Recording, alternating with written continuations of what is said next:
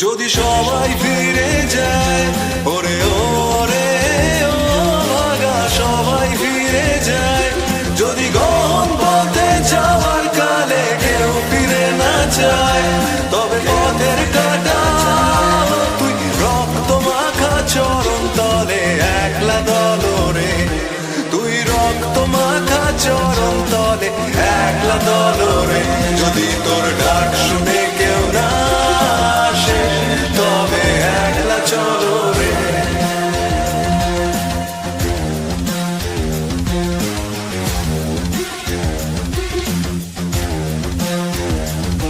যদি আলো না ধরে, ওরে ওরে ও ভাগা আলো না ধরে, যদি ঝড় বাদলে আধার রাতে দুয়ার দেয় ঘরে, তবে বজ্রানলে আপন বুকের পাঁজর জ্বালিয়ে নিয়ে একলা জলরে, আপন বুকের পাঁজর জ্বালিয়ে নিয়ে একলা জলরে, যদি তোর ডাক শুনে কেউ না আসে তবে একলা চলো রে।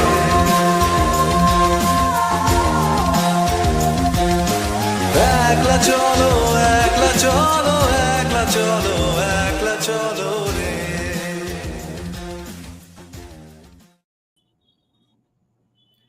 Hi guys, thank you for joining the live stream. I hope the audio is coming fine, right? Yeah, it is coming fine, I think. So, hi Varun Dev, hi Rishabh, hi Anand, hi Gautam. Wait, I'm not going to respond to the comments right now. We'll just go through the speech first, and then it will be opened up to the members of the channel. The link has been given to a members only post in the community tab, okay? And guys, for those of you who are joining our channel for the first time, do consider donating to a little something called the Kaal Bhairav Ashtakam Vigilance project. You can check out all about it in the description box. I won't spend too much time right now describing it. I will do it after the live stream. So a lot of commies from Kolkata have been talking about boycotting Steven Wilson's upcoming concert in November in Kolkata. Steven Wilson, one of the most popular original singer-songwriters of the world right now. And by singer-songwriter, I mean that a person who writes his own songs, makes the melody himself, sings it, is basically the brains behind an album or the entire project, and does not have a team of 50 writers, 50 arrangers, 50 composers, 50 lyricists, etc. Like that, he's not a manufactured artist like Taylor Swift or people like the pop stars and stuff. Now, yeah, this will be, I think, a 2.5 hour stream. So, Steven Wilson, a guy from England, also used to be the vocalist of a band called Porcupine Tree, is coming to India for the third or fourth time. I have seen him live in Shillong in 2016. Now, a lot of commies are boycotting his show because he is a Zionist, apparently. I didn't know about it, but apparently he has said that, yeah, Israel deserves to exist. Therefore, he's a Zionist.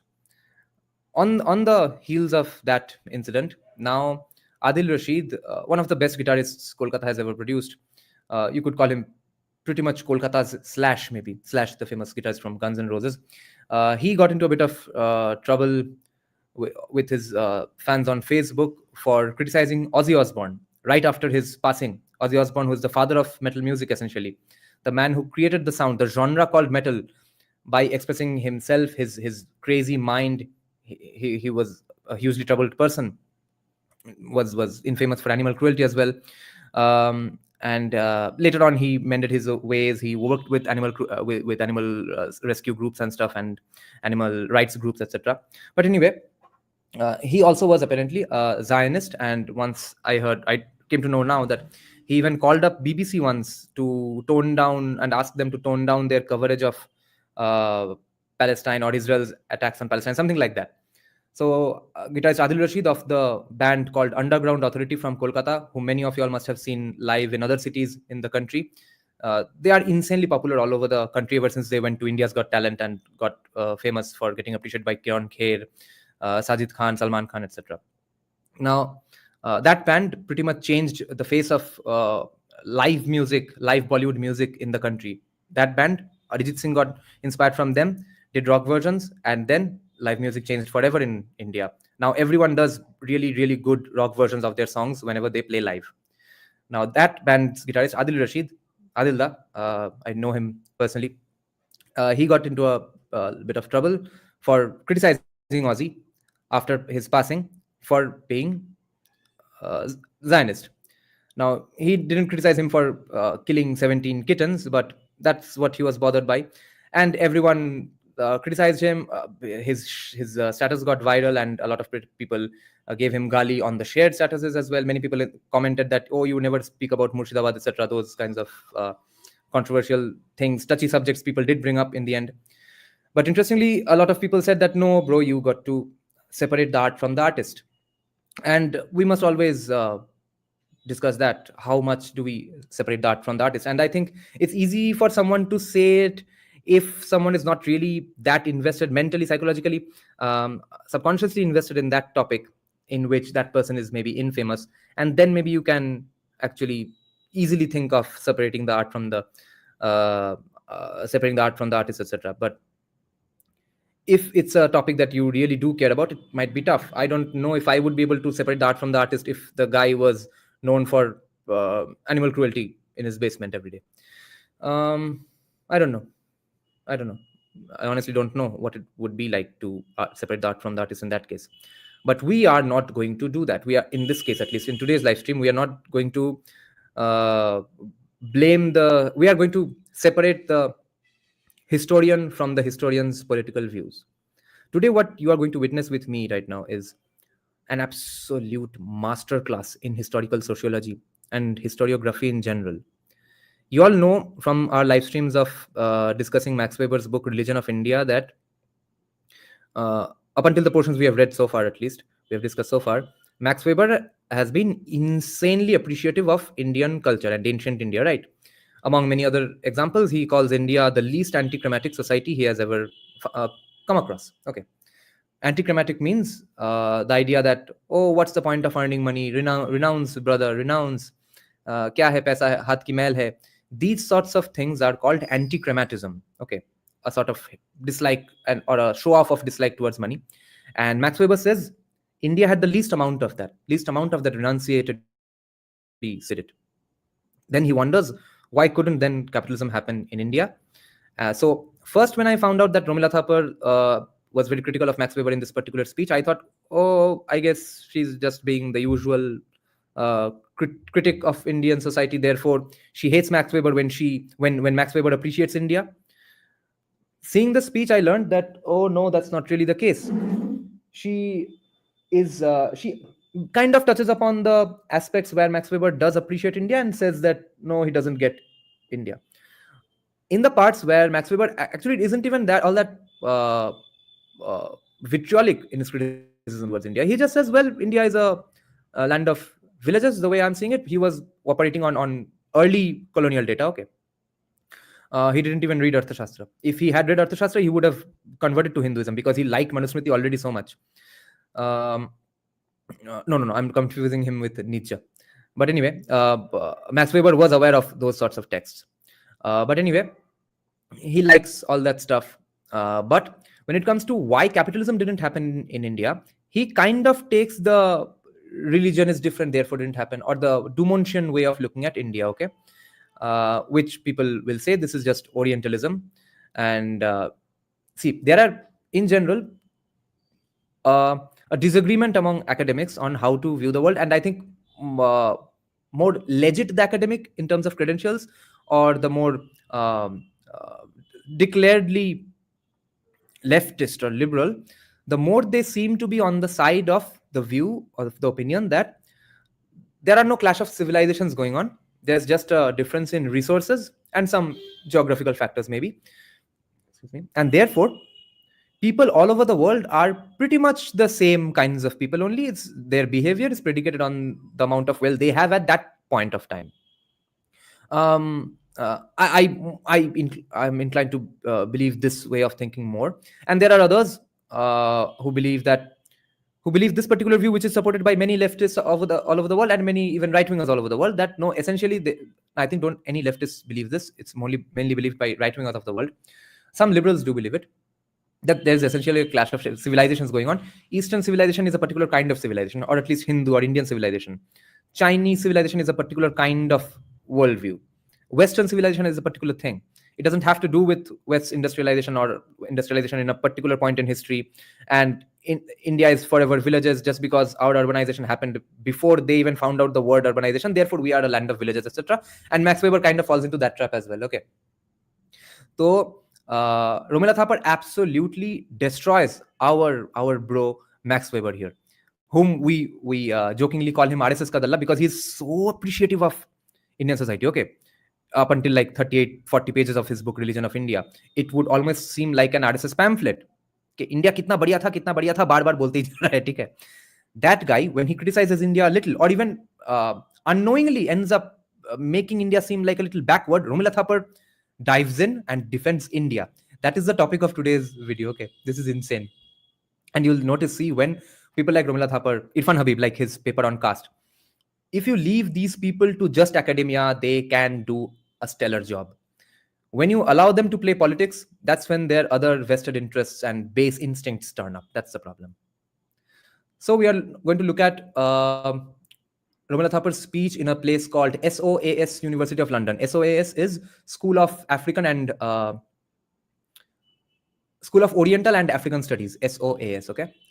Now we will check it out at 1.5x. She speaks pretty slowly, and get ready for a brilliant. If you're not a social science person, gear up with a bag of popcorn because this is top-notch, stellar work in historical sociology and even history studying in general. Okay, check this out.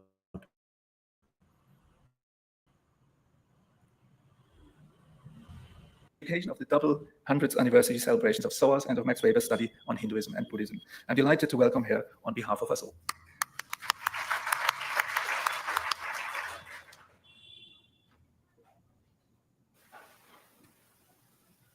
Professor Flugel, Professor Winster, and friends.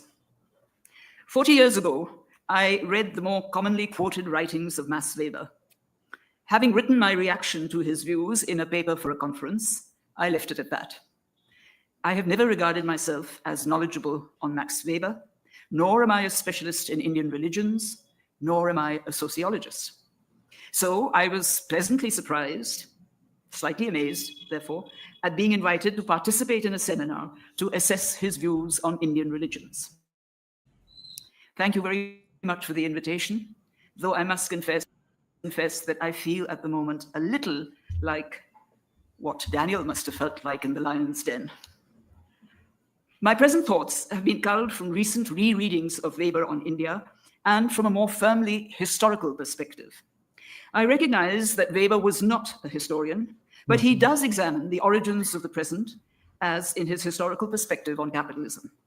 Questioning some of his assertions about India has made me think further about why I sometimes disagree and sometimes agree with what he writes. This is always a useful exercise. My approach is essentially that of a historian. Given the constraint of time this evening, I shall restrict myself to Weber's comments on Hinduism and leave those on Buddhism to the conference.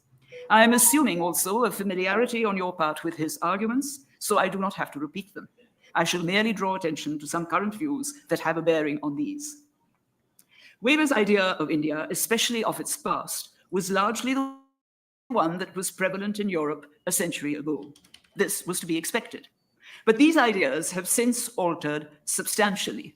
This naturally would affect theories of explanation both then and now.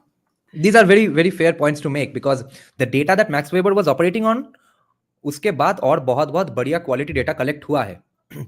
अब वो collect करके कुछ लोगों ने academia के अंदर ये प्रमाण किया है कि भाई कास्टिज्म में उतना रिजिड कास्ट हायरार्की नहीं है, रिजर्वेशन गलत है. People like Andre Beteille and Surinder Jotka, a lot of people touch upon the idea of even Dipankar Gupta.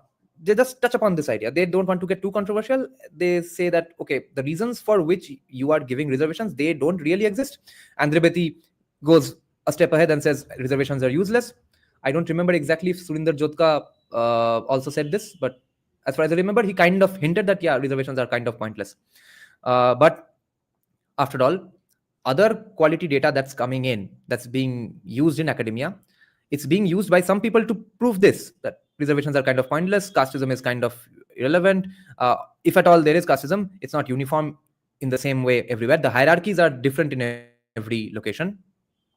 Some people, I don't know who in academia, but people who are in the undergrad and master's levels, they are taught that Hinduism is uniquely evil because they have created an uniquely evil system like the caste system, and there's no way out of it unless we burn a few Manusmritis and reserve everything for anyone who came from a family whose ancestors may or may not have been oppressed 5,000 years back. That's the problem. But the mainstream view is unanimous that we will look at caste in the Dumontian way, which is not really agreed upon by the most legit of the academics inside academia. So now the fun part is that the academics, when they do try to comment on the politics of the land, they do go out on a limb and say stuff like, no, I'm sure that there was no Ram Mandir underneath the Babri Masjid. They're sure of that. They won't debate it in courts. But when it comes to caste, and they see that the politics of caste in India is based on stuff that is 180 degrees opposite of what they are saying on caste, people like Romila Thapar, Irfan Habib, Dipankar Gupta, Andre Beti, Surinder Singh Jotka, Declan Quigley, Nicholas B. Dirks, etc., Hitesh Ranjan Shannal. In this situation, they don't comment. They don't go out on a limb and say, no, the caste politics you are doing is absolutely horseshit. That's not it. That's not how caste works, bro. They don't go and correct that. Where's my mouse pointer? So far, her critique is kind of fine that Max Weber was working on not accurate data, mostly accurate data. Substantially. This naturally would affect theories of explanation both then and now. Whereas his studies of Europe are analytical and present new ways of examining the subject, his study of India, by contrast, conforms in the main to much of colonial writing, possibly because he had to rely largely on colonial writing on India. This has its inbuilt limitations, and there is an element of asymmetry, therefore, in his study of Europe and his study of India. A historian's perspective inevitably begins by placing the book in historiographical context and inquires about the sources consulted. Weber's sources were in the main documents that the British colonial government put together, such as census reports, the imperial gazetteers, the reports of Herbert Risley, and such like. And added to this were the writings of Vincent Smith, Grant Duff, and Baden-Powell. Weber also had recourse to various European Orientalists, especially on Indian religions. His range of reading for this purpose remains very impressive.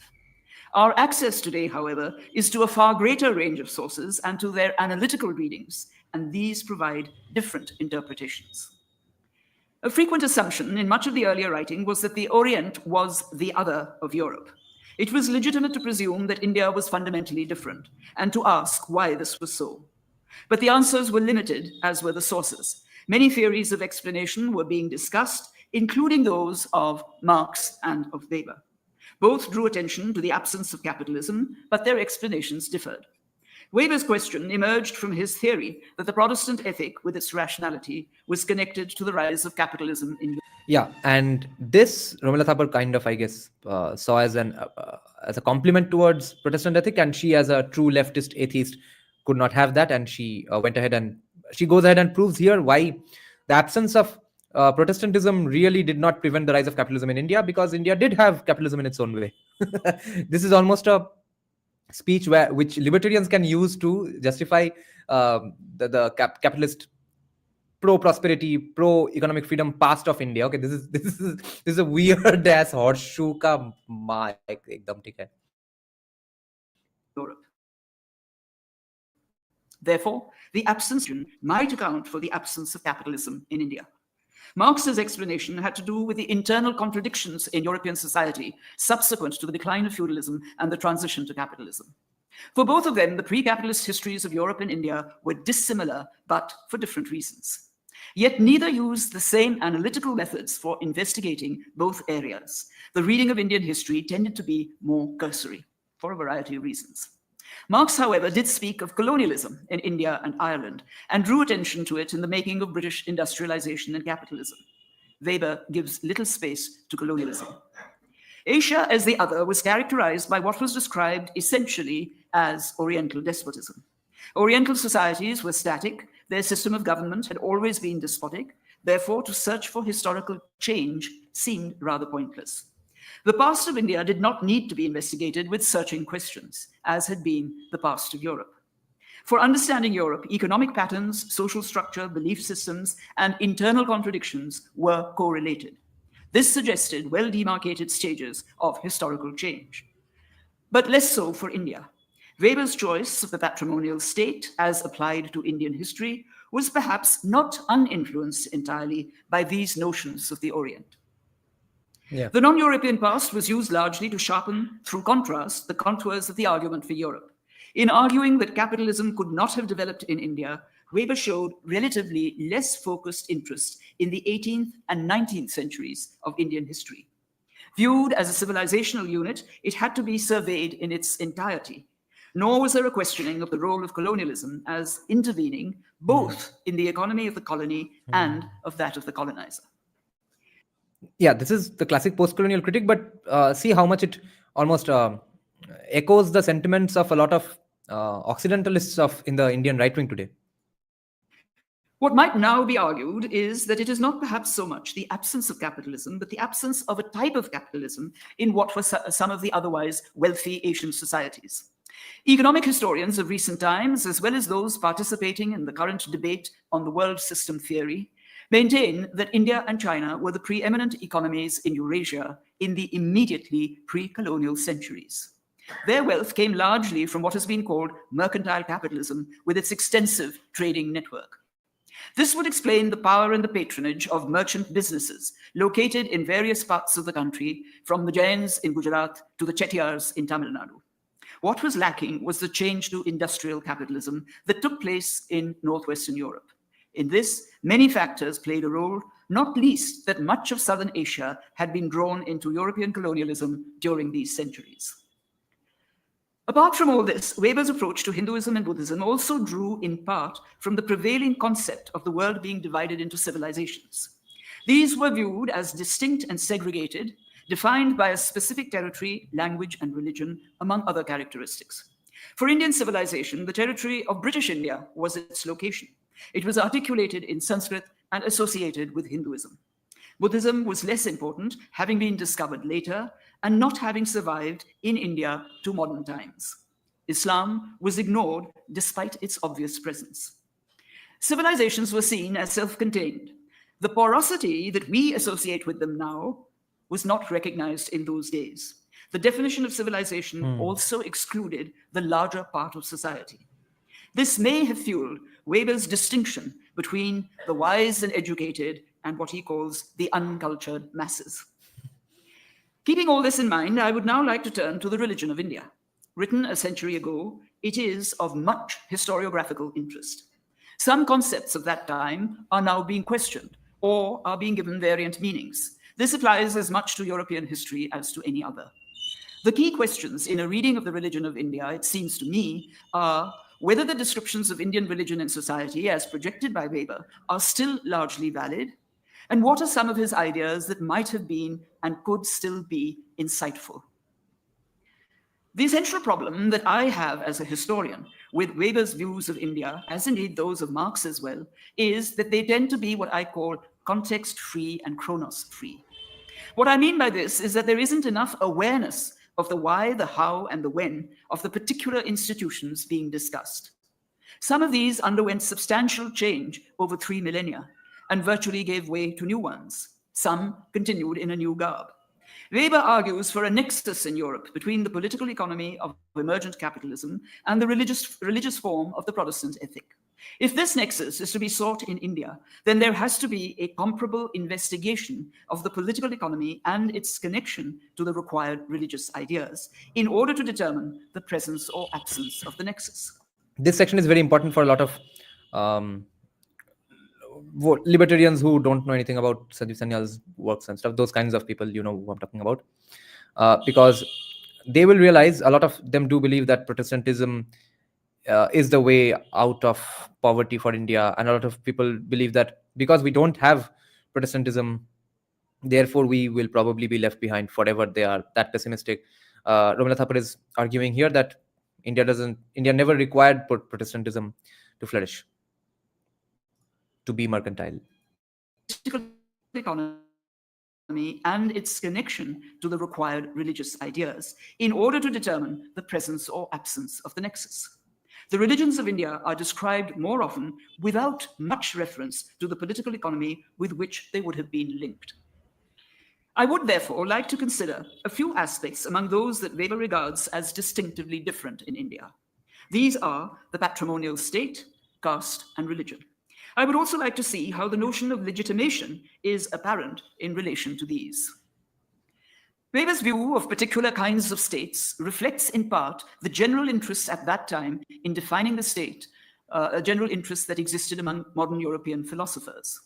The patrimonial state, as applied to India, assumed the centralized control of the ruler, to whom flowed all the revenues produced by the peasantry.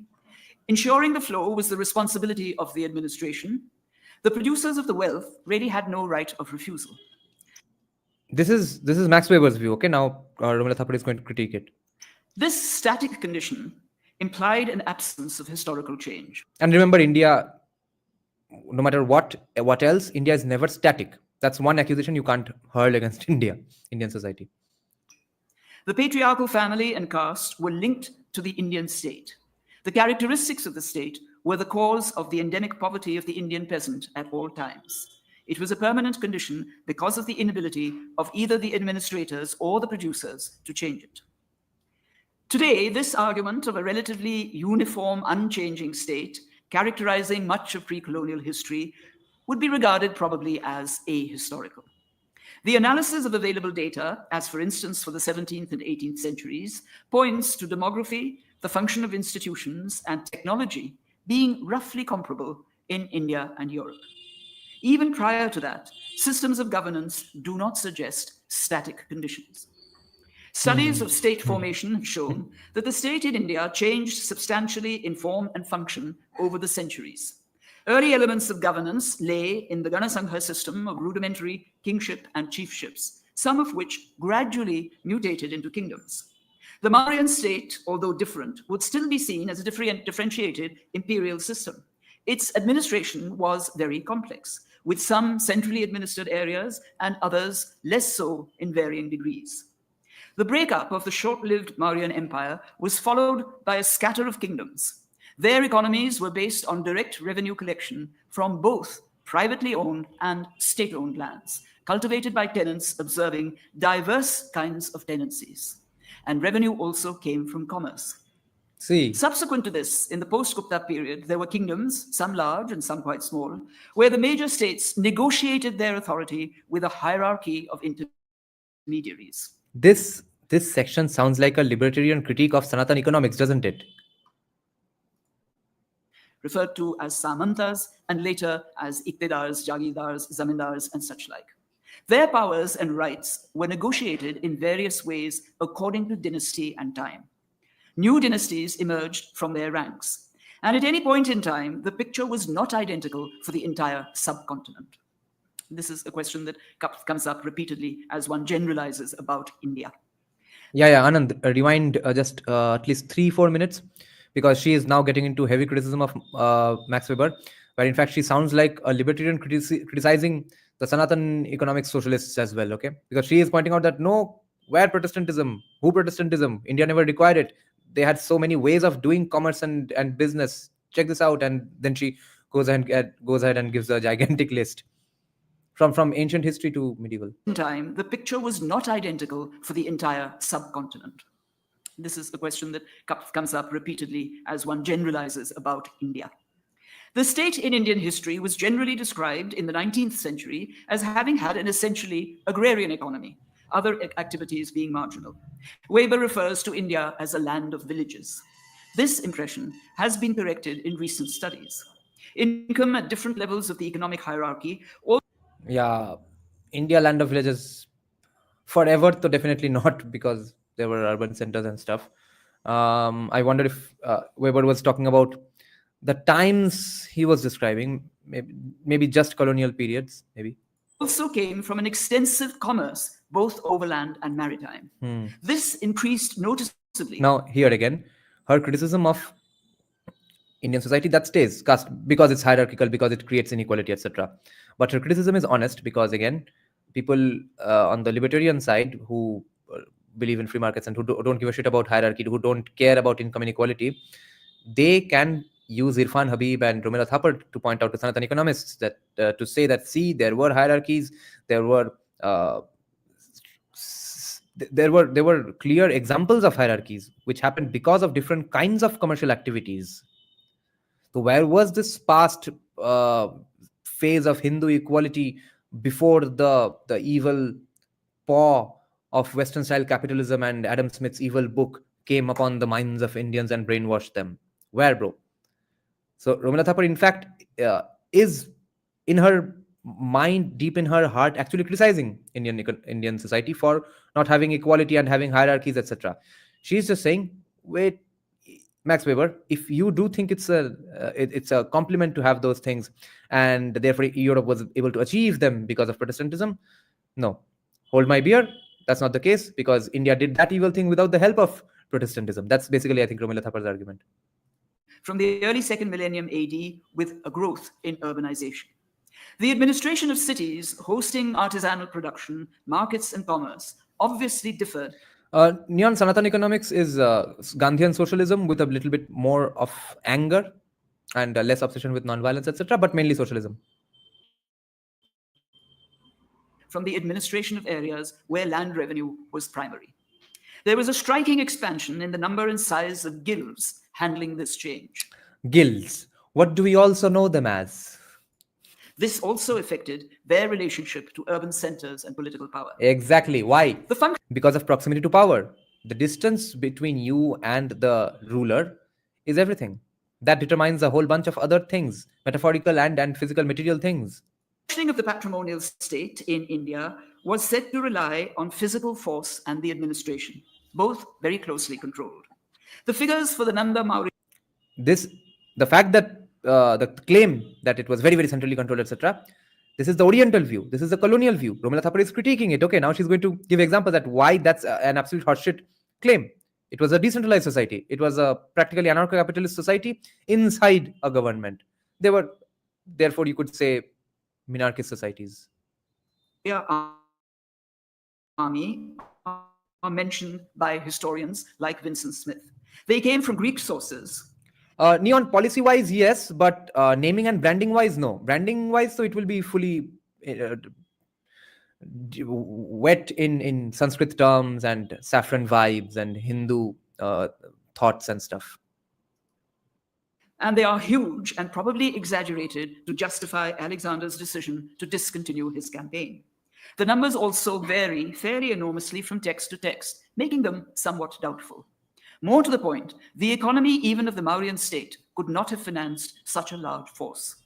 And apart from the regular army, contingents were recruited when required. Right. So you see, the kind of army required to do that kind of central planning and centrally controlled forces and an economy, etc., full, everything depending on the Raja's danda. I tell you guys, India was not a king-centered, king-dependent, king-obsessed society. You think of Indian society that way because you read the Puranas, which were funded by Rajas or written by Brahmins at the behest of some Rajas, or just to please some Raja, or on their own doing their research and stuff, thinking about philosophy, while being funded by Rajas. All the texts that don't talk about Rajas obsessively, they are the ones which will kind of hint at you that there are so many stuff for other people to follow in their lives on autopilot that the Raja is not important. And repeatedly, historians have said this. People have said, legit historian after legit historian has mentioned that back then in India, it did not matter in the life of a common man in the far corners of the country, far away from a particular king, that on their lives did not depend on who really was the king. If their current king gets defeated in a battle, their life goes on. They get the news 4 days later. Their life goes on just the way it was. So it is a decentralized libertarian society. It was not a Maoist or Pisila Mahalanobish Congressy society. Various groups of mercenaries. More to the point, the economy even of the Mauryan state could not have financed such a large force. And apart from the regular army, contingents were recruited when required from various groups of mercenaries and from other resources, such as the soldiers maintained by guilds. The peasants, it is said, were kept unarmed. But the local village heroes of post-Mauryan times were well equipped. They defended their villages against cattle raiders and in local battles without the assistance of the king's army. भाई ये तो max weber से लेके Indian right wing का ले रही है ये. Indian right wing meaning the socialist right wing, which we don't really, whose policies we don't really like. Without the assistance of the king's army, खुद का अपना इतना strong defense army, defense infrastructure है, manpower है, basically private army है, guys. This is private army. This is almost anarcho-capitalism, not really, because there are borders. This is somewhere on the right of minarchism, almost on the way towards anarcho-capitalism, with own private armies who don't require the king's guards. What more example of the fusion of libertarianism and Hindutva can I give you guys? Stop fucking reading Gandhians. Stop with the Gandhism. We have a bright future ahead of us, and it's libertarian and it's Hindutva. These events are memorialized in a multitude of hero stones in many. Apart from the regular army, contingents were recruited when required from various groups of mercenaries and from other resources, such as the soldiers maintained by guilds. The peasants, it is said, were kept unarmed. Bhai, just look through the terms. Think through the terms. Mercenaries maintained by guilds. इसका मतलब क्या है? Private armies है जो कि cast के तौर पे ऑपरेट कर रहे हैं, जी रहे हैं, सस्टेन कर रहे हैं. अब क्या ही बोले. I'm all the Hindutwadi socialist arguments are coming to my mind and I'm getting pissed off. अब क्या बोले. वो लोग तो आशा है कि देखेंगे ये वीडियो कभी ना कभी और read through करेंगे between these terminologies that she is using. But this is a clear defense of free markets and libertarianism in the face of when face to face with socialists, both from the left and the right. And the only difference between Romila Thapar and us would be that she thinks that hierarchy is inherently, implicitly evil. We don't care about inequality. That's all. Of mercenaries and from other resources, such as the soldiers maintained by guilds.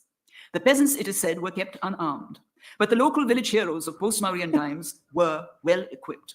They defended their villages against cattle raiders and in local battles. No, that's the wrong way of thinking it, because remember, this decentralization of defense was not happening inside one large state. Okay.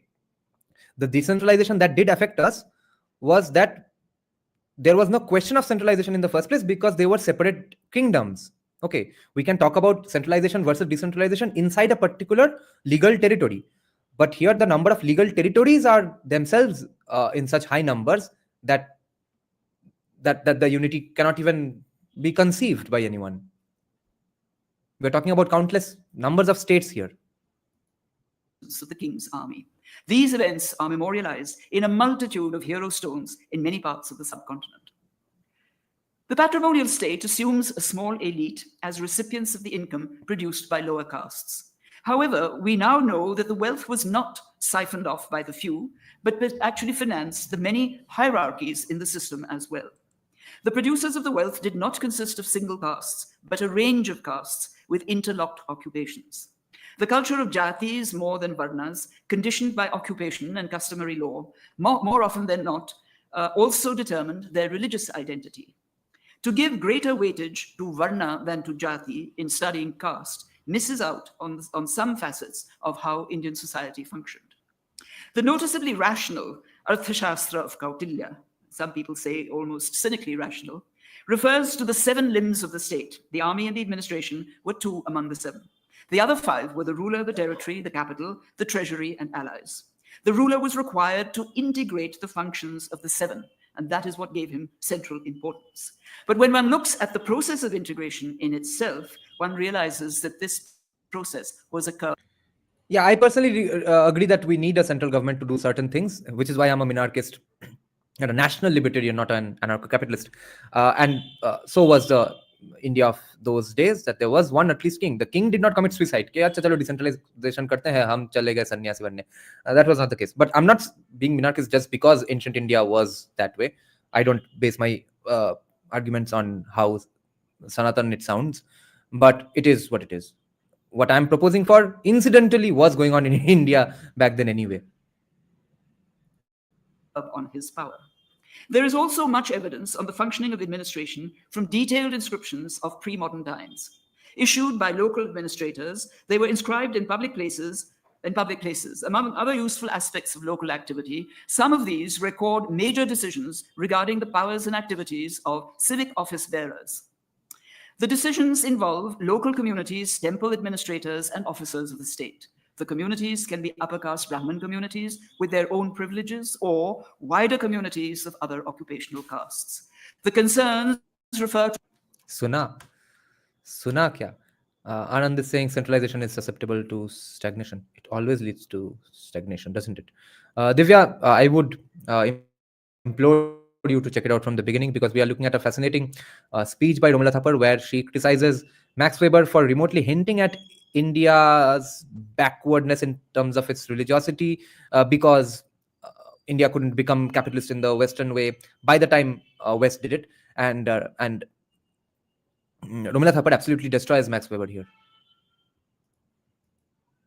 in public places. Among other useful aspects of local activity, some of these record major decisions regarding the powers and activities of civic office bearers.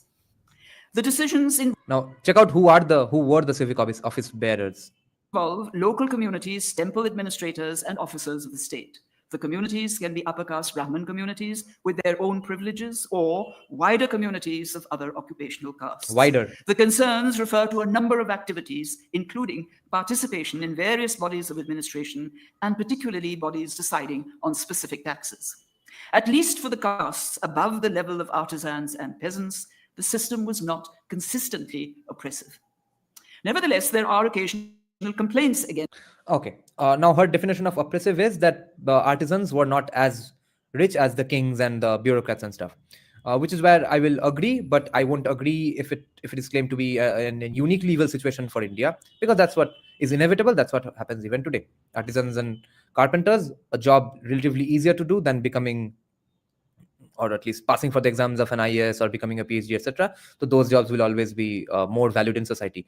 If that's oppression that's going on even today, that has nothing to do with Manusmriti. That's all. But whatever she is saying is factually true.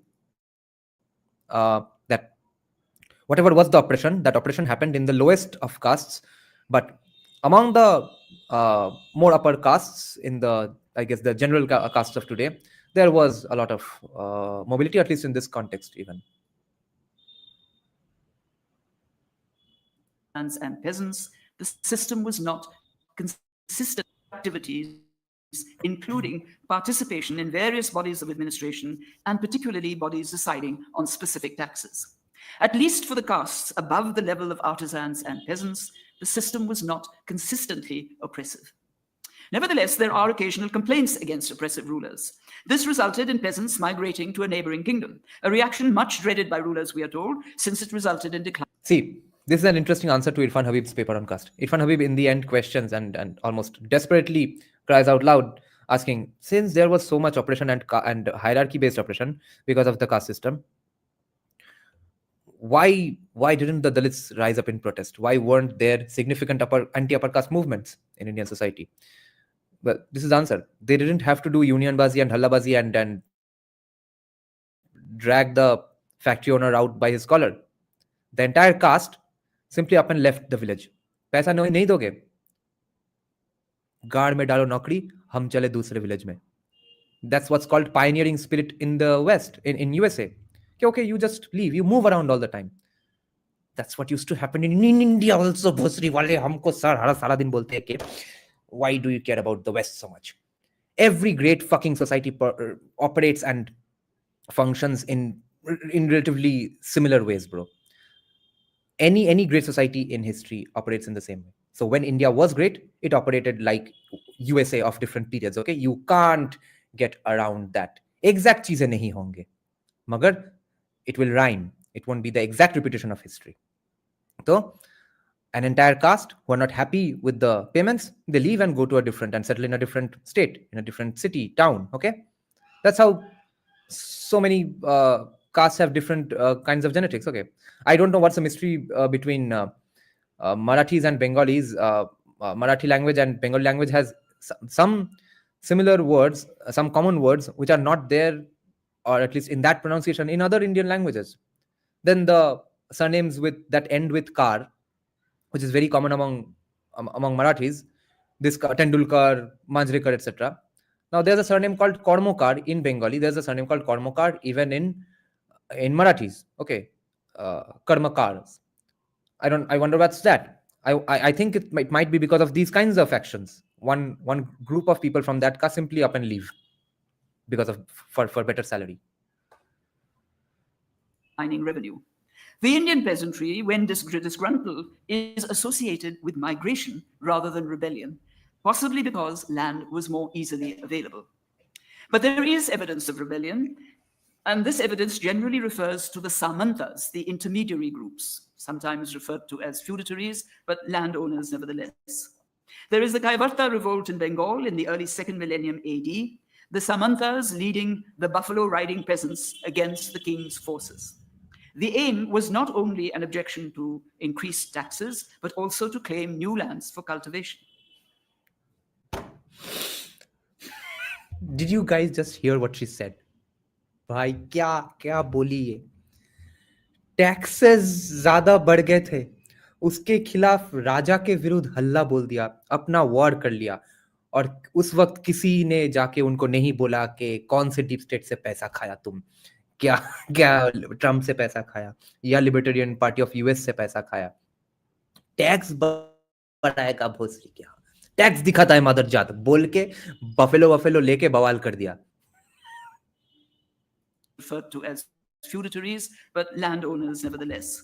There is the Kaivarta revolt in Bengal in the early 2nd millennium AD, the Samantas leading the buffalo riding peasants against the king's forces. The aim was not only an objection to increased taxes, but also to claim new lands for cultivation. The argument in the debate today is, was it a peasant revolt or a revolt by the feudatories? Another situation occurred in Kashmir and is described at length by Kalhana in his Rajatarangani. Among the military organizations that were powerful in the area were the Tantrins and the Ekangas, who were a serious threat to the power of the Damara feudatories and the rulers. This is a libertarian masterclass.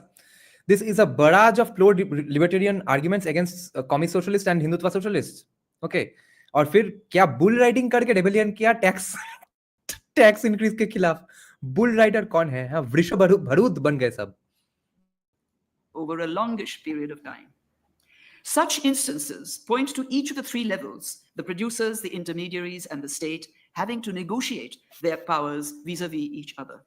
I am not arguing that there was no exploitation. I am not arguing that there was oppression. This was a given in most pre-modern society. Romila Thapar saying कि इसको हम operation कितना भी बोल सकते हैं, अगर operation है भी भाई, ये हर जगह पे होता था. This is our entire argument in the context of cast.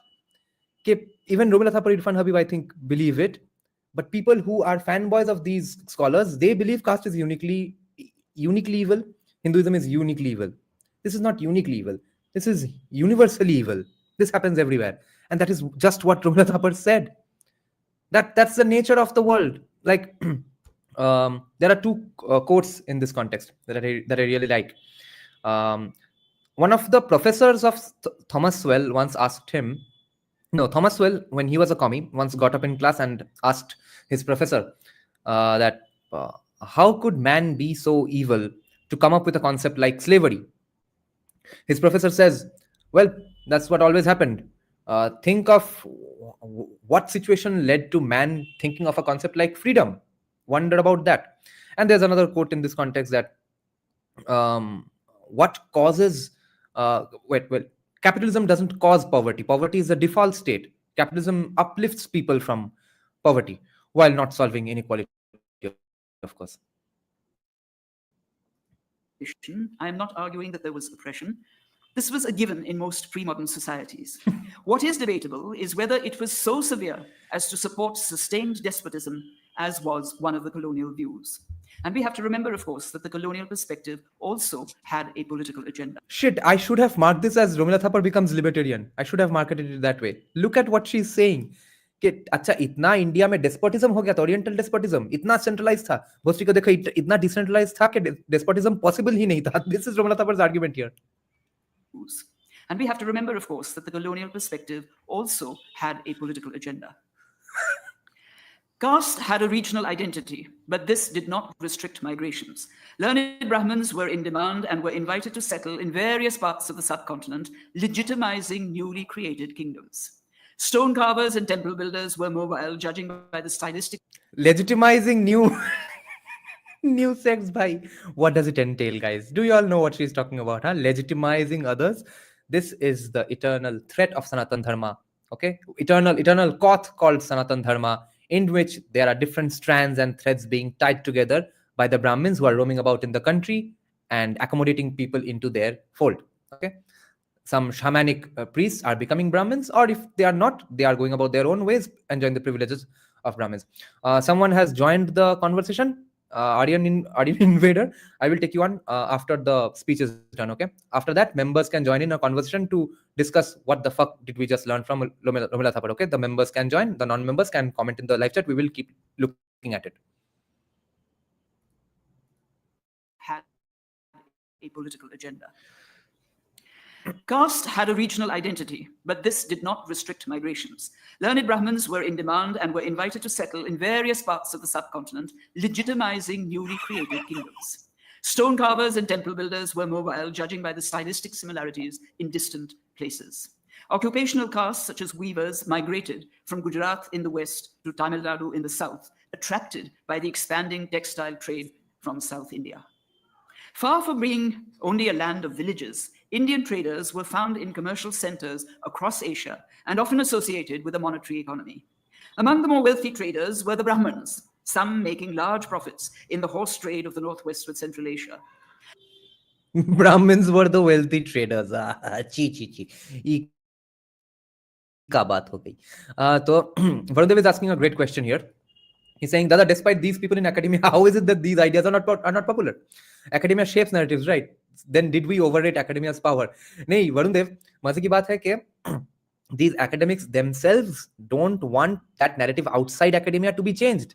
This is why we will have to separate the history from the historian. Okay, we will have to ignore the historian, ignore the historian's views of politics. As simple as that. Nothing more, nothing less. We will just have to close our eyes whenever they start speaking on anything other than their topic inside academia. Okay, the moment they comment on politics, it's utter horseshit, and they have their own personal interests. And by personal interest, I don't mean property here and there. I mean, they genuinely believe that, I think it's best that we keep Hindus a little down. Otherwise, what if they up and become united and kick all the Muslims out of the country? So theek hai, thoda dande pad rahe, padne do. This is what people like Romila Thapar and Irfan Habib, I think, personally believe, which is why they believe in something that's 180 degrees opposite of the mainstream view on caste. They have never corrected these people. Both of them are alive. Both of them are active academics. Irfan Habib, with the help of somebody, I think, at least tweets all the time. Irfan Habib just 2-3 years back gave a speech in Presidency University, Kolkata, remotely over Google Meet and stuff. There he gave that same speech on caste. He said the same things on caste, which I checked out right after I checked out Irfan Habib's paper on caste. Okay, so I found, wait, no one's even batting an eyelid here. No one's even surprised at the implications of what Irfan Habib is saying. Their brains are so dead. All the kids listening to his speech, all the undergrads and masters people of residency, they can't fathom that Irfan Habib is saying something that goes 180 degrees opposite of what they proclaim all day long. So, firstly, Varun Dev, these academics themselves are complicit in this phenomenon of their views not being the mainstream. More importantly, there have been other academics who do believe in those things. They are the Dumontian academics, the Dumontian sociologists, right, who believe everything in India and casteism happens because of specifically Manusmriti or the Dharma Shastras, etc. Those academics were there. Now, they are also propped up, or at least, if push comes to shove and you do ask a anti-caste politician that, who are your sources? Why are you saying these things? They will probably cite those Dumontian academics or Dumo themselves, if push came to shove and they actually knew what the fuck they were saying. and many in the South Indian Ayavole guilds trading with Southeast Asia and associated with the Chola rulers.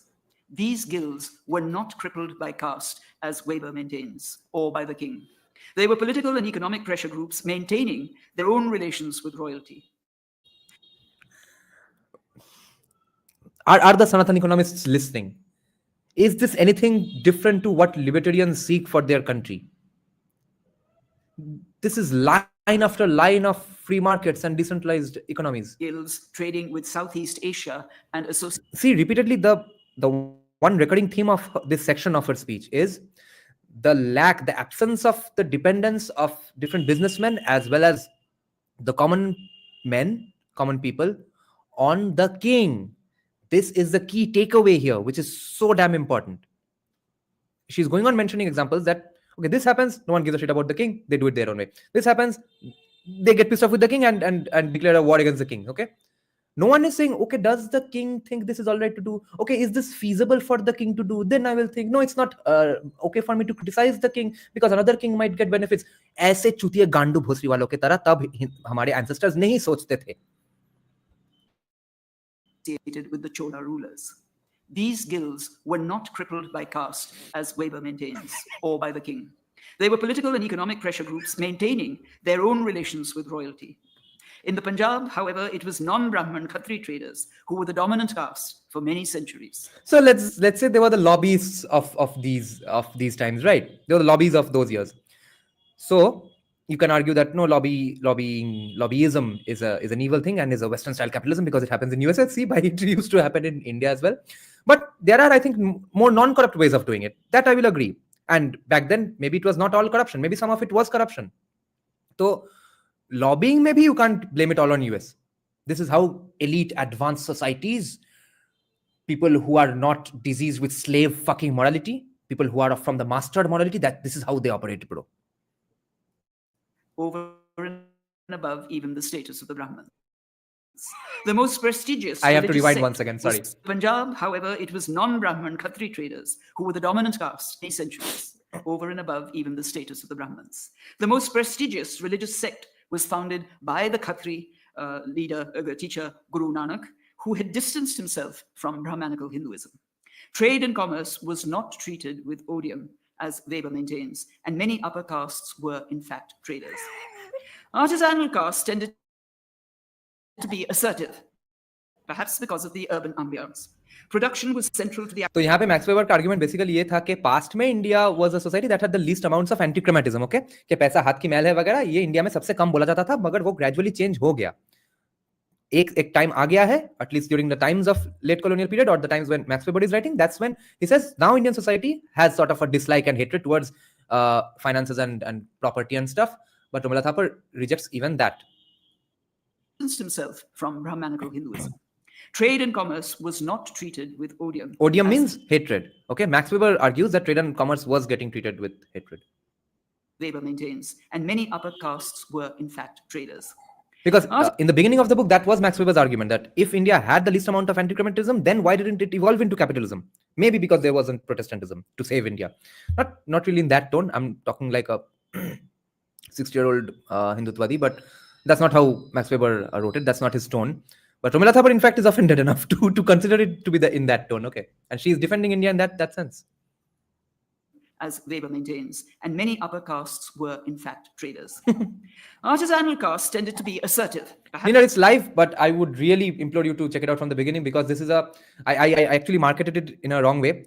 What we are now noticing is that Romila Thapar is giving libertarian arguments after libertarian arguments against Max Weber, when he has hinted that India was kind of too religious to be capitalist, etc. Romila Thapar ignores his appreciation, let's say, compliments towards India, and gets to the slight criticisms of India and Hinduism that Max Weber has made, and she proves him wrong with apparently arguments that are completely libertarian, that can be used by libertarians, because she is saying, yes, see, there were advanced economies and hierarchies, and it was decentralized as fuck. People were declaring war against the king because some taxes were raised. Okay, these are the examples that we just discussed in the last 5-10 minutes. Okay, but her belief is that hierarchies and capitalism is bad. Therefore, she is not appreciative of those things. She's not saying these things as a compliment. We will take these things as a compliment because we know hierarchies are inevitable and inequality is impossible, and economic equality is impossible. I don't think they are libertarian arguments. I have a different perspective. We can definitely use it though. Yeah. She is not giving these as libertarian arguments. She is giving them as, I think, criticisms only. In a way to say that, okay, don't consider us that backward to be capitalist. Yes, capitalism is bad, and maybe we are not that evil in the capitalist way. We have evil in our own way. But we were definitely not too dumb to be capitalist, if that's what Max Weber hinted at. Romila Thapar considers it to be that way. That's because of the urban ambience. Production was central to the activities of such groups, since it was not limited to local exchange, but was frequently geared to the more extensive trade of distant markets. The bonds of belonging to a guild provided a firm identity. This often held even when the guild dispersed and its members took to other occupations, as happened with the famous silk weavers of Mandsaur. So, a freedom in choosing professions even. Kahan hai birth-based? The bonding was useful when demands were made on the state.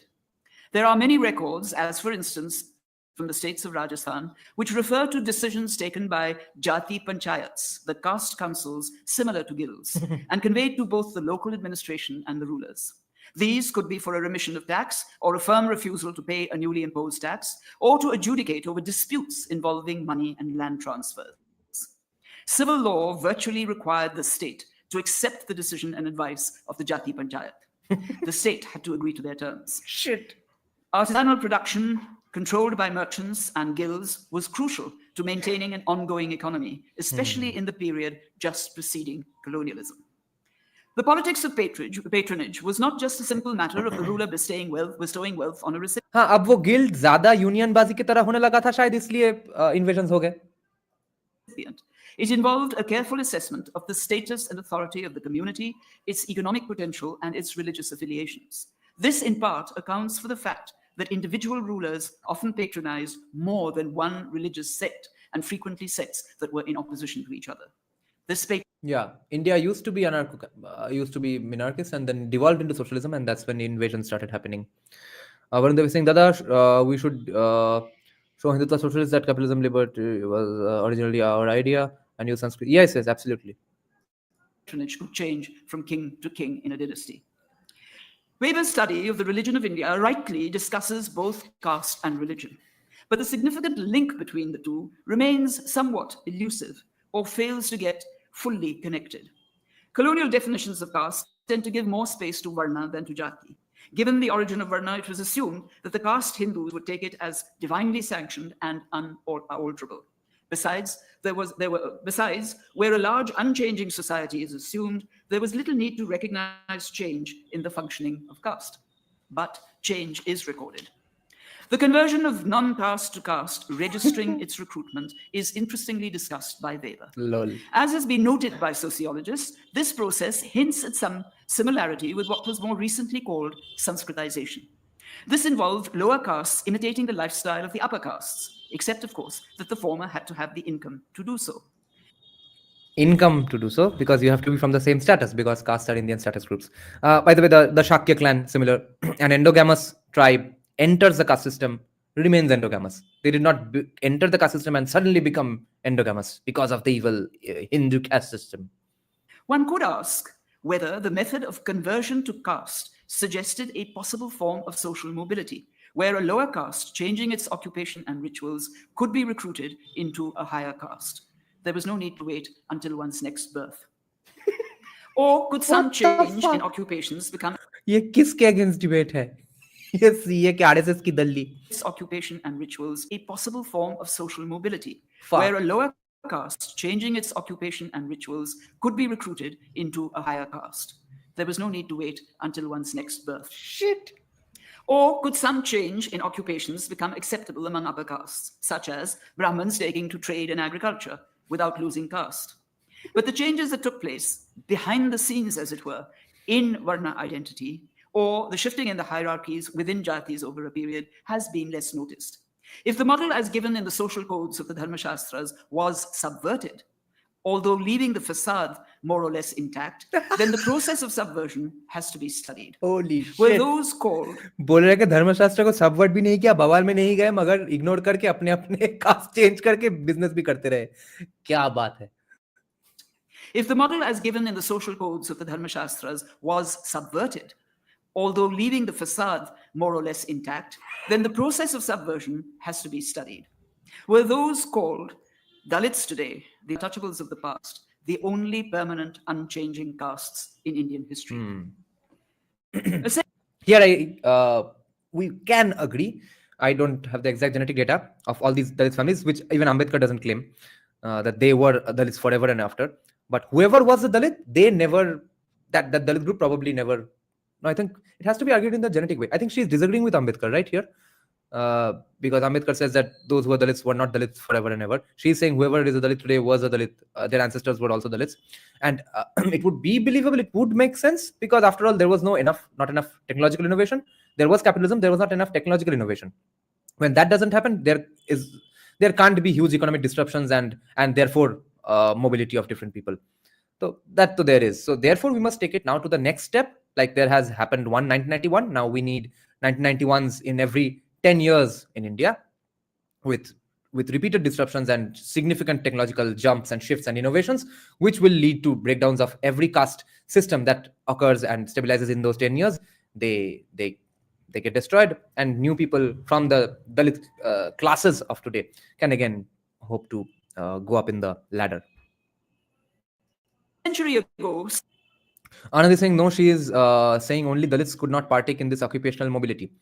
Yes, Anand, but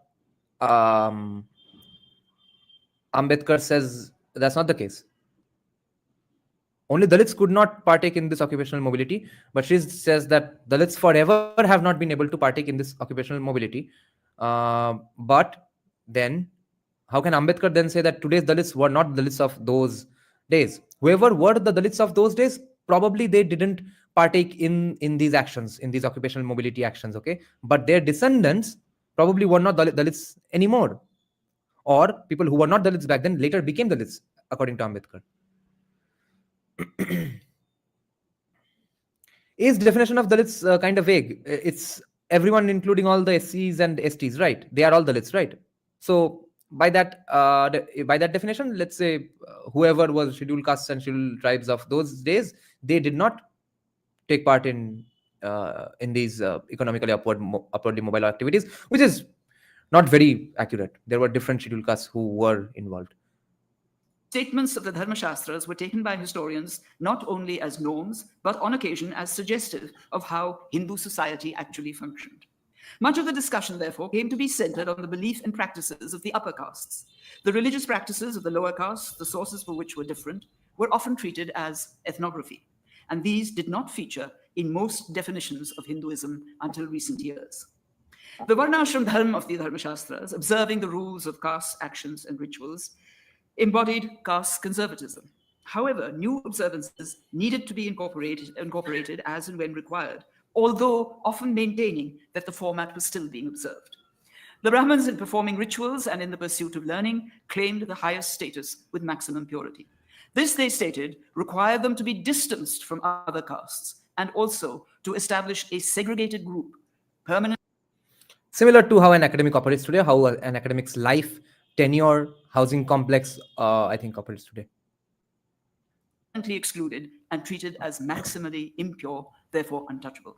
The purity of the Brahman, as it has been said, had its counterweight in the impurity of the untouchable Dalit. Yet the same Vedic society that discriminated against the Dasas as the inferior other did on occasion recruit the Dasi Putraha Brahmans, the sons of low-caste Dasis, to the Brahman category and treat them with respect. See, what is RSS Kidalli saying? As the inferior other did on occasion recruit the Dasi Putraha Brahmans, the sons of low-caste Dasis, into the Brahman category and treat them with respect. From the late first millennium AD, the power of the Brahmins increased enormously.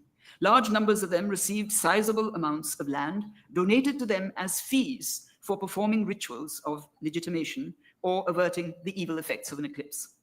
In newly opened areas, such donis became landowners. A new Brahma Kshatriya caste became prominent in association with these donis. The logic of the emergence of such a caste is self-evident. The caste of Kayast scribes, who virtually monopolized administration in northern India, were interestingly given a Brahman Shudra. So the IAS Babus of those days.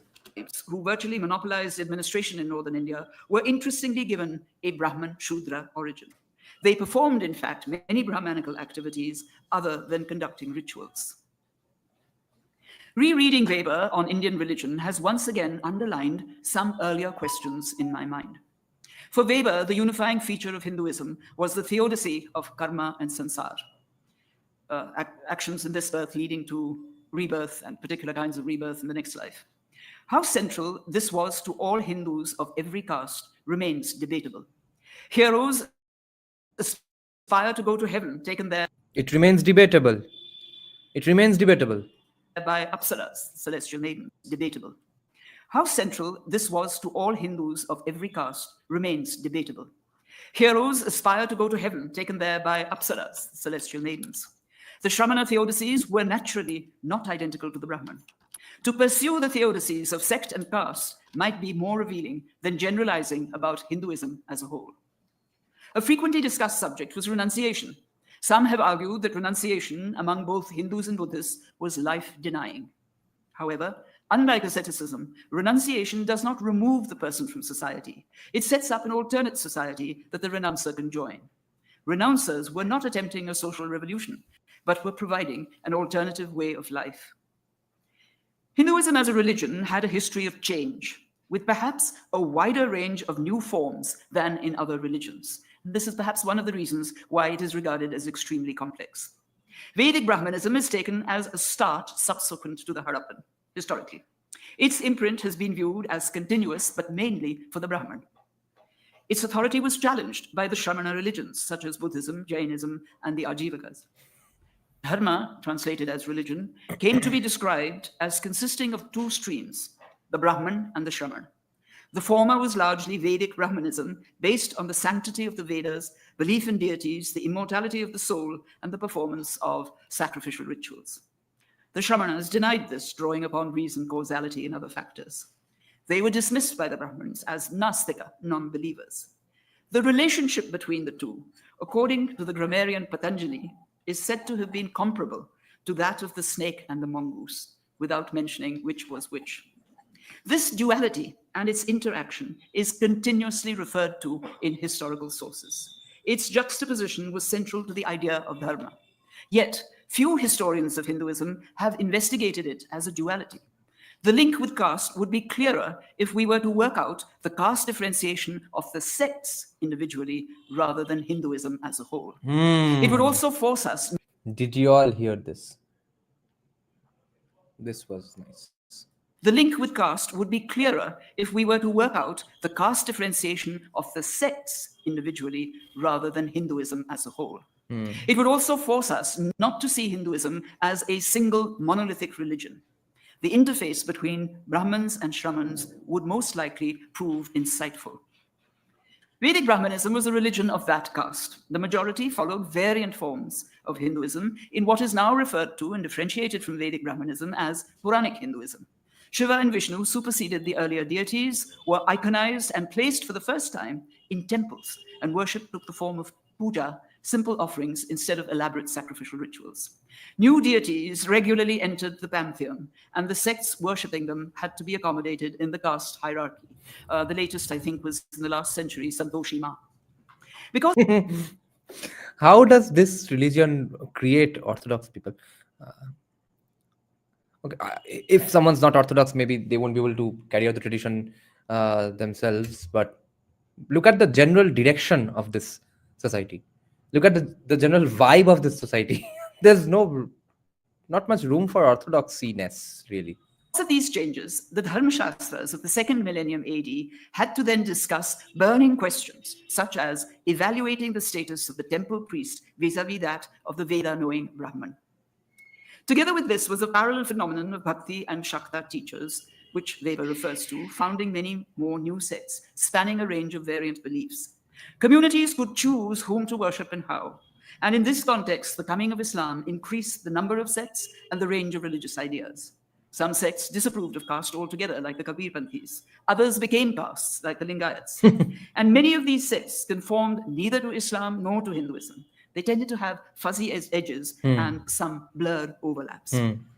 The next mutation in the religion came, or the religions as some prefer to call it, came in the 19th century in the various samajas of the upper caste middle class. They accepted the colonial interpretation of Indian society and adopted ways of adjusting Hindu belief and practice to the processes of modernization. Reforms were an effort to standardize the religion, but the upper caste remained in authority. It was a concession to the colonial definition of Hinduism as a monolithic religion rather than a range of religious sects. The new authority of the तो देखो घपला British ने थोड़ा कर दिया. Even Romila Thapar is pointing it out. The upper caste had its counterpoint, however, in the surfacing of a variety of anti-Brahman movements as reform movements. Historically, Hinduism seems to have been consistently a duality, starting with the contradiction between the Brahman and the Shraman. Attempts to conform to the format required legitimizing these changes. Weber's study of legitimacy has been helpful in understanding this process. We have begun to recognize the forms it took and why. Social conformity was important to patronage, one form of claiming royal status. देखो देखो नीनर कहाँ तक पहुंच गया. 3-4 step jump करके पूरा पहुंच गया है आर्गुमेंट पे. या that is one way of saying it. I absolutely agree. मगर ऐसा है नहीं. In the minds of the specific individual orthodox people, they don't consider it that way. We are maybe trying to conserve this ever-changing nature. Was through genealogies. Birth established caste identity, and some genealogical evidence was required for claims to status. The late first millennium AD saw what Genealogies which were being faked. किसी भी बाबू के बदले में ब्राह्मण के पास जाके attested करवा ले रहे थे. Anytime someone got richer. the Purans call the making of new Kshatriya castes. The Brahmin authors of the Purans maintained that most of the earlier dynasties had been Shudra or of low Mlech origin. The social codes preferred that rulers should be Kshatriyas. So, many post-Gupta rulers claimed Kshatriya status irrespective of their original caste. Vedic rituals became increasingly symbolic. The Kshatriya ruler preferred supporting new rituals, such as being reborn. देखो भाई हमारे पे इतना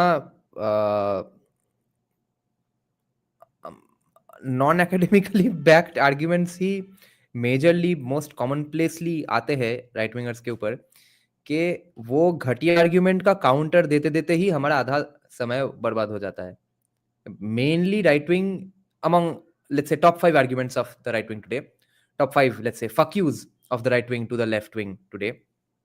One of those 5 things will probably be that no, you see, you all hate India and Hinduism for caste so much, caste birth-based hierarchies, rigidity, etc. नहीं भाई, there was so much mobility. Mobility के लिए हम गरुड़ा प्रकाशन के books निकालते हैं, RSS के बुक्स निकालते हैं, थोड़ा हितेश रंजन सन्नाल निकाल सकते हैं, अंकुर गुप्ता तो है भी, मगर ये रोमिला थापर बैठ के भी एग्जाम्पल के बाद एग्जाम्पल दिए जा रही है कि देखो मोबिलिटी था कास्ट में. तो मोबिलिटी नहीं है, तुम चूतिए हो. ये आर्ग्यूमेंट सिर्फ एकेडमिया के बाहर हमारे लिए है, अंदर ये लोग नहीं मानते हैं कि मोबिलिटी नहीं था. And I have confirmed this with so many sociology undergrads, PhD students and masters students. Up until I think undergrads and to some extent masters courses in non-elite institutions like Calcutta University Sociology and all those places, it's pretty much taught that way. Although the head of sociology in Calcutta University, a legendary professor, very old, called Professor Dr. Bula Bhadro, she is also very famous in sociology circles for writing a legendary paper against Marx's understanding of India on these very same lines. Okay, they are Marxists who hate Marx for his views on India, by the way. So, from a golden womb in order to claim status. Elaborate genealogies had to be fabricated, linking these families through a myth with the Kshatriya clans. This is Hitesh Ranjan Sannal's research, okay? The epics. A section in the inscriptions called Prashastis, eulogies of the dynasty and king, provided the approved caste origin and indicate one process of legitimation. And when you read these kinds of ancient documents and texts, you will end up thinking that, okay, see, it was such a king-dependent society. हर वक्त पूरा सुबह से रात लोग सिर्फ राजा की स्तुति गाते थे और हो जाता था दिन का काम. नहीं भाई, it was अभी नित्य कर्म करना है, भगवान के लिए इतने स्तुति गाने हैं, तो भाई राजा कब करे? टाइम कितना है हमारे हाथ में? Neon is saying, why are our academics hypocritical? Do they want to seem agreeable with the masses because they are too afraid to offend them, even if it comes at the cost of the truth? Neon, a bit, yeah, 50% is that, and 50% is they kind of want the majoritarians to be a little oppressed. They believe otherwise we will just run amok. Here to learn is saying Ashish Dhar is being counterproductive by saying that there is no doubt that Varna is equal to Jati. Varna is equal to Jati and caste has to be birth-based.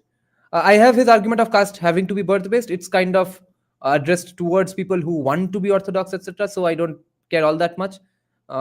He does leave some room for people who don't want to, let's say, buy into this. If you buy into this, then you have to believe in birth-based caste. That's his view. I don't have a problem with that view because he's not saying that you necessarily have to believe in this view. But Varna is equal to Jati is just plain wrong. Let's see what Varun Dev is saying. Dada, you have to understand that centuries of invasion and brutal rulers will take its toll. And this is in context of people becoming orthodox. I don't think people have become orthodox just because of colonial rule. This is because of this is not because of the desperation and the sadness and frustration of having lived under colonial rule. This is the emulation of colonial rule. Most Hindus today are Christians in, let's say, theologically, philosophically speaking. They understand Hinduism the way to understand Christianity. That's the problem. Controlling this process gave the Brahmins increased fresh power. Were the social codes ever actually treated as the blueprint for the entire society and recommended for all times? This becomes rather complicated given that caste was not irrelevant to the other religions of the subcontinent, which of course is an aspect of caste that is not discussed by many. Caste was recognized among conversions to Islam and Christianity. Catholic Brahmins to this day are particular about their status in Goa, and Sayyid Muslims keep their distance from the Julahas. Oh shit! भाई, अरे ये कोई लोग सुनते क्यों नहीं है? Right wing तो रोमिला थापर को legit नहीं सुनता है with some basis at least. Why doesn't the left listen to Romila Thapar? What is she saying? Why don't libertarians listen to Romila Thapar? Two significant points. Brahmin Catholics का status max Weber का ही idea है. Status important भी बोल दिया RSS की दिल्ली ने.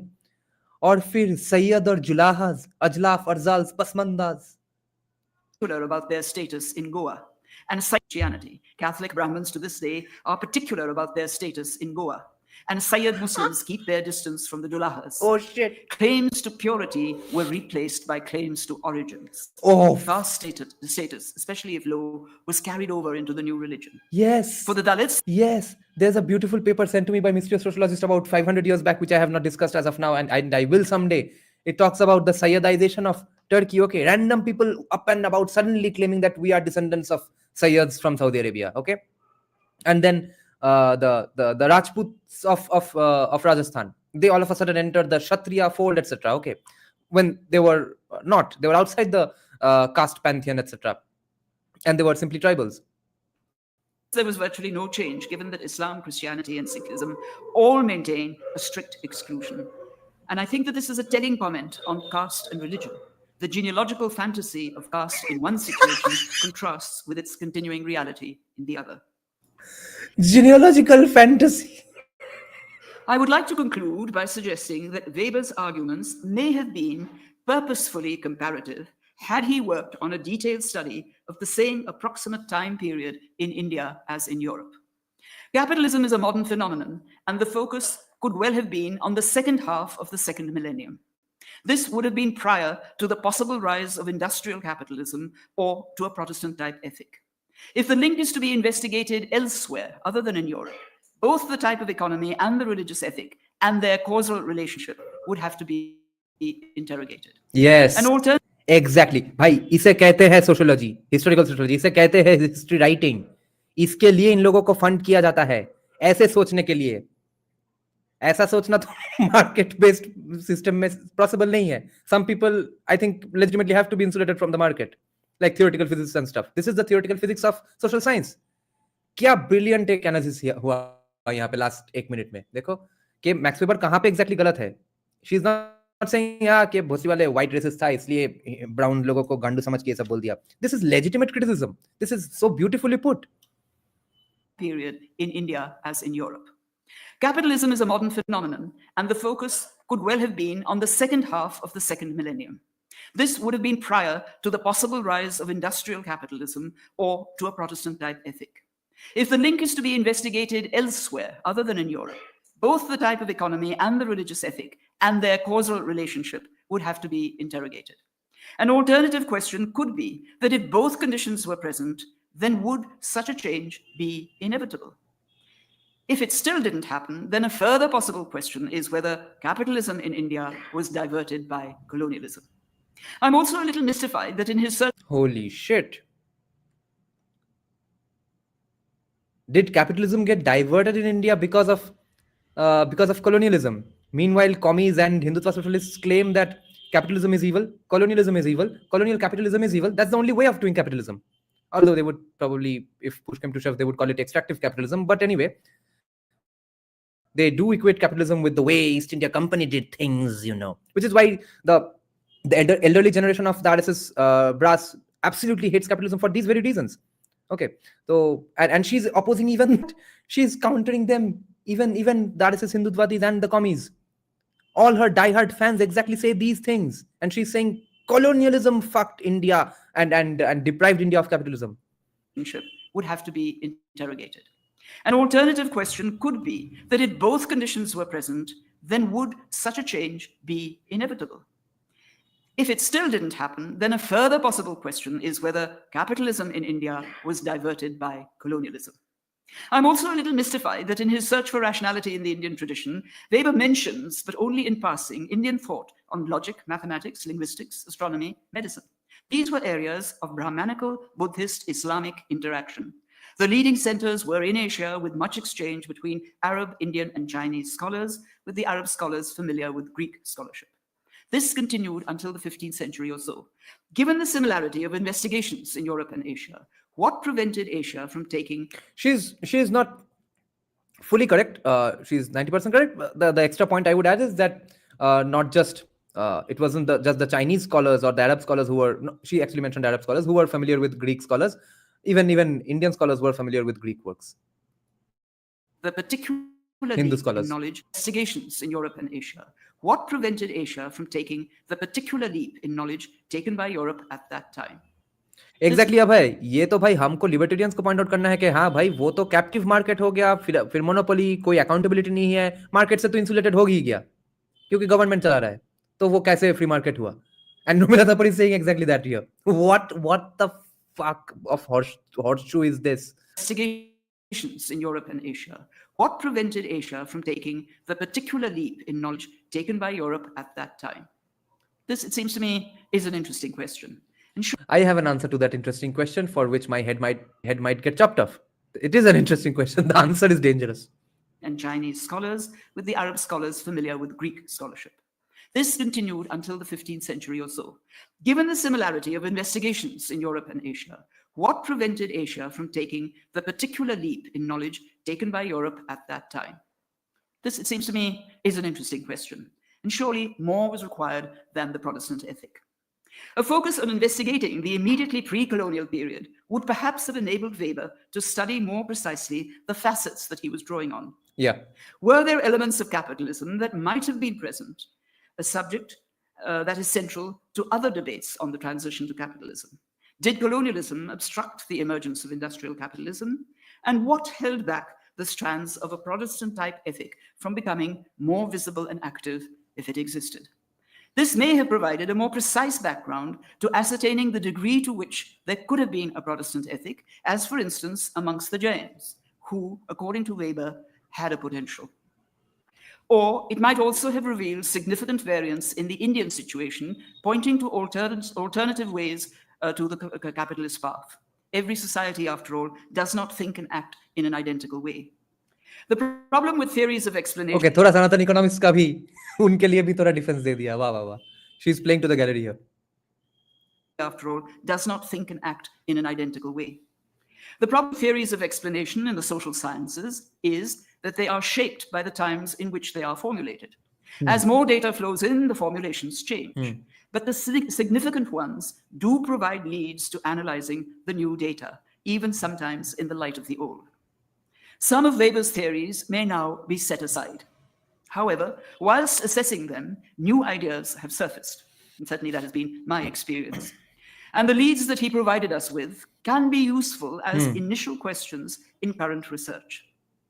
By way of speculation, May I end? Like the question of whether castes are classes or status groups or not, or simply a distinctly, uniquely Indian thing. By suggesting that one could ask that if Weber was writing in 2016 instead of 1916, how would he have seen the religion of India? Thank you. Great stuff. Anybody, members, want to join the live chat, this discussion about this speech? They can. The joining link has been given in the community tab, that in a members only post. And others, you all can keep on going on with the discussion in the live chat. I will keep looking at that as well. Others can join the live chat. Let me see what's going on.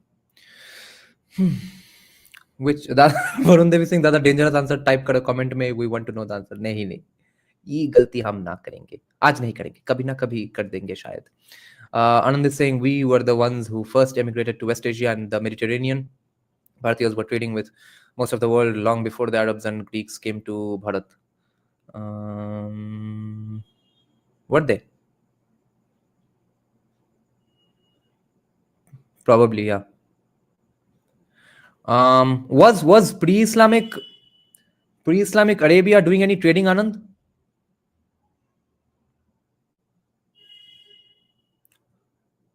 You are muted, okay? एक minute. I'll turn off my audio here. I'll put it here. Give me a second. Oh my God. एक minute. Okay. I'll turn off my audio here. I'll put it. Are you getting an echo? Oh my God. The quality is a little bad. Yeah, there's huge echo as well.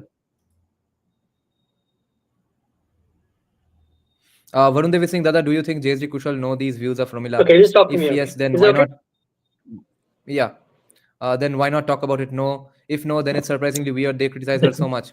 Varun Dev, I don't think they know these. I don't think they know these views of Romila Thapar.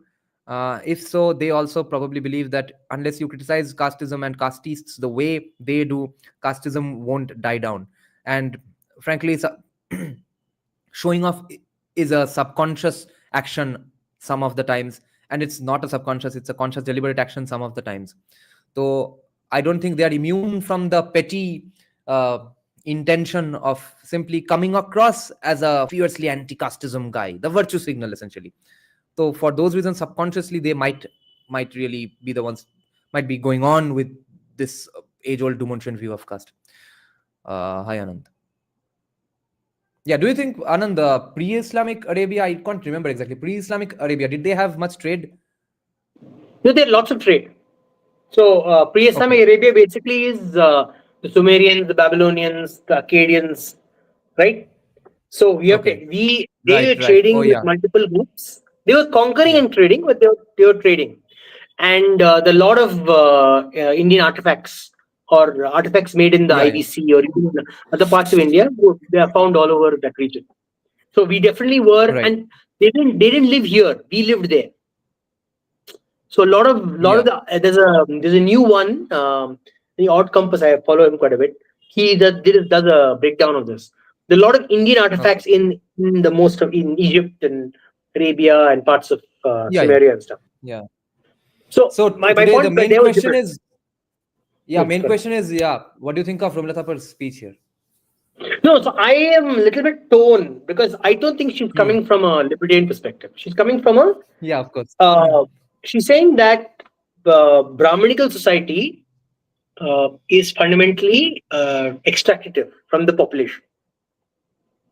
But she's saying because they were able to gaslight the population enough, the rest of the population decided to use that as their method to go up the, what do you call it, reputational hierarchy ladder. That she's very clearly saying. She's also saying that only one group, like I mentioned in the chat, is that only one group has completely not been able to get the benefit of changing occupation. You know, she's occupational caste again and again. She never says birth-based caste. You notice? Not once. She only says one group has not been able to break the ceiling of occupational caste. And that's the Dalits. So her framing is very clear. All other communities come in class warfare. The Dalits are outside of it. You see what's happening? That's one thing. The second thing, she's so for example, a lot of things she says are factually true, right? That the guilds use their influence to buy power from the king, saying we give you this for if you go and conquer this region and stuff, right? That's very clear, and that's anthropologically true around the world. The problem is she will not say this. She will not admit that anthropologically around the world, guilds are the best way to bring people together.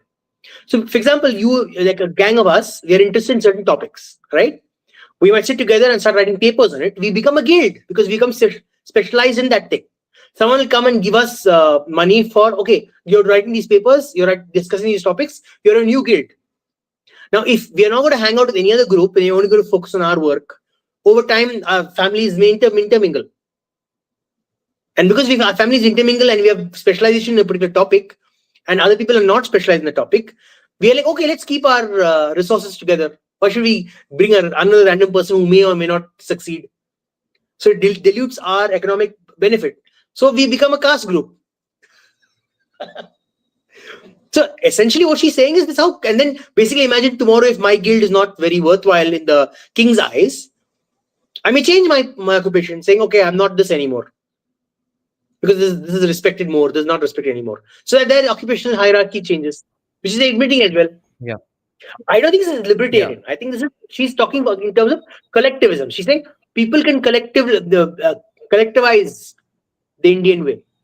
And that's against capitalism. Capitalism says what? I am not going to cultivate. I'm going to have independent money. Sorry? Yeah. Yeah, what she means and intends are different things, but her arguments are absolutely libertarian critiques of Sanatan economics, because she goes on pointing out that India was not centralized. That's one of the biggest, I think, debates and most significant points of contention between the free market people and the Hindutva socialists of today. I think Hindutva socialists are not looking for centralization. They're looking for, they are, sorry, my bad. They are looking for centralization, but not in economics. I think they are more in the vein of they're more in the vein of the American socialists. So, for example, there's what is the guy's name? Wolf. What do you think are their views on economics? Because that's pretty centralized as well, right? I think they are more like a collectivist vision, not centralized. So, communism is centralized. They are like collectivists. They're saying we will go back to the old, what do you call it? Not Gurukul. What's that thing? I mean, they all get together and they have like communes. But what kind? The Indian commune. What is the Indian commune? They used to have an ashrama system where you have large groups of large regions where large people come together and they share their resources, but don't make it their own. So what does capitalism say? Private property. You don't share your goods. So if I'm going to make, I'm a cobbler and I make lots of shoes. I'm like, you pay me for the shoe. You don't demand that I make shoes for everyone. So a Sanatani economist may say, oh, because you are contributing to the dharmic resource of the group, you make shoes for everyone. Or someone is a Brahmin, he should provide what do you call it, support to all the people. Don't look for any money for yourself.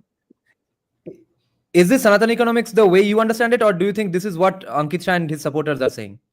Ankit Shah, I don't follow Ankit Shah. He is the face of Sanatan economics. He's the one who has coined the term. People who critique us from the Sanatan economics side are his fans who say that libertarianism, free markets are all Western propaganda, etc. Because the points on which they criticize us, on those points, they seem to be here face to face with Romila Thapar as well. Because of their historical justifications of socialism. What are they saying then? What is their contention? What is their contention then? In government, dharmic prime minister who will do good things, and we will just have faith in him because he uses a lot of words. How will that happen? See, I need specifics. We will elect them. We will elect a true dharmic guy. How will you elect them? What is the criteria for election? Like everyone have vote? No, all of them are huge fans of Narendra Modi already. So someone like Narendra Modi again. No, again, what, priest king? Yeah, more priest kings. Or will they be naturally chosen? Like they just happen to have a lot of popularity and they'll be chosen. Or will they be a system where they will assess the person's dharmic value? That's my question. Have they said how they'll assess dharmic value? I know how they will. They might come up with a bunch of bullshit answers, but I know how they will. They won't. How? They shouldn't be wearing black t-shirts. They must be using a lot of Sanskrit. They must hate America in every 5 sentences. That's how they'll prove their dharmic credentials. How is it dharmic though? Hold your thoughts. Anand, Oh, sure. Aryan Invader also has some views on this particular topic only, and then we'll have a discussion. Yeah, Aryan Invader, go ahead, make your points. नमस्कार दादा. Yeah. Hi. Regarding धार्मिक person, बात ये है कि धार्मिक व्यक्ति के लिए धार्मिक रहने का इंसेंटिव है हमारे सिस्टम में. That's the point. तो इंसेंटिव ही नहीं है हमारे सिस्टम में, तो धार्मिक कौन रहेगा? अधार्मिक भी अधार्मिक बन जाएगा. तो काउंटर आर्ग्यूमेंट यहाँ पे ये है, Aryan Invader. Should I use your name, Aryan Invader? I know who you are. Are you uncomfortable with that? You can use my name. I am just having fun. Okay. ये सिर्फ मजाक के लिए. हाँ, ठीक है. तो अब ये धार्मिक, sorry, what was the thing I was going to respond to? वो धार्मिक लीडर का इंसेंटिव ही नहीं है धार्मिक रहने का. They would say that अगर इंसेंटिव चाहिए धर्म प्रोटेक्ट करने के लिए, ये तो कैसा धार्मिक बनेगा रे तू? जब हमारे एंसेस्टर्स भाग रहे थे आइडल्स अपने मतलब बगल के नीचे लाके, तब उनके पास क्या इंसेंटिव था? तो तुमको क्यों इंसेंटिव चाहिए?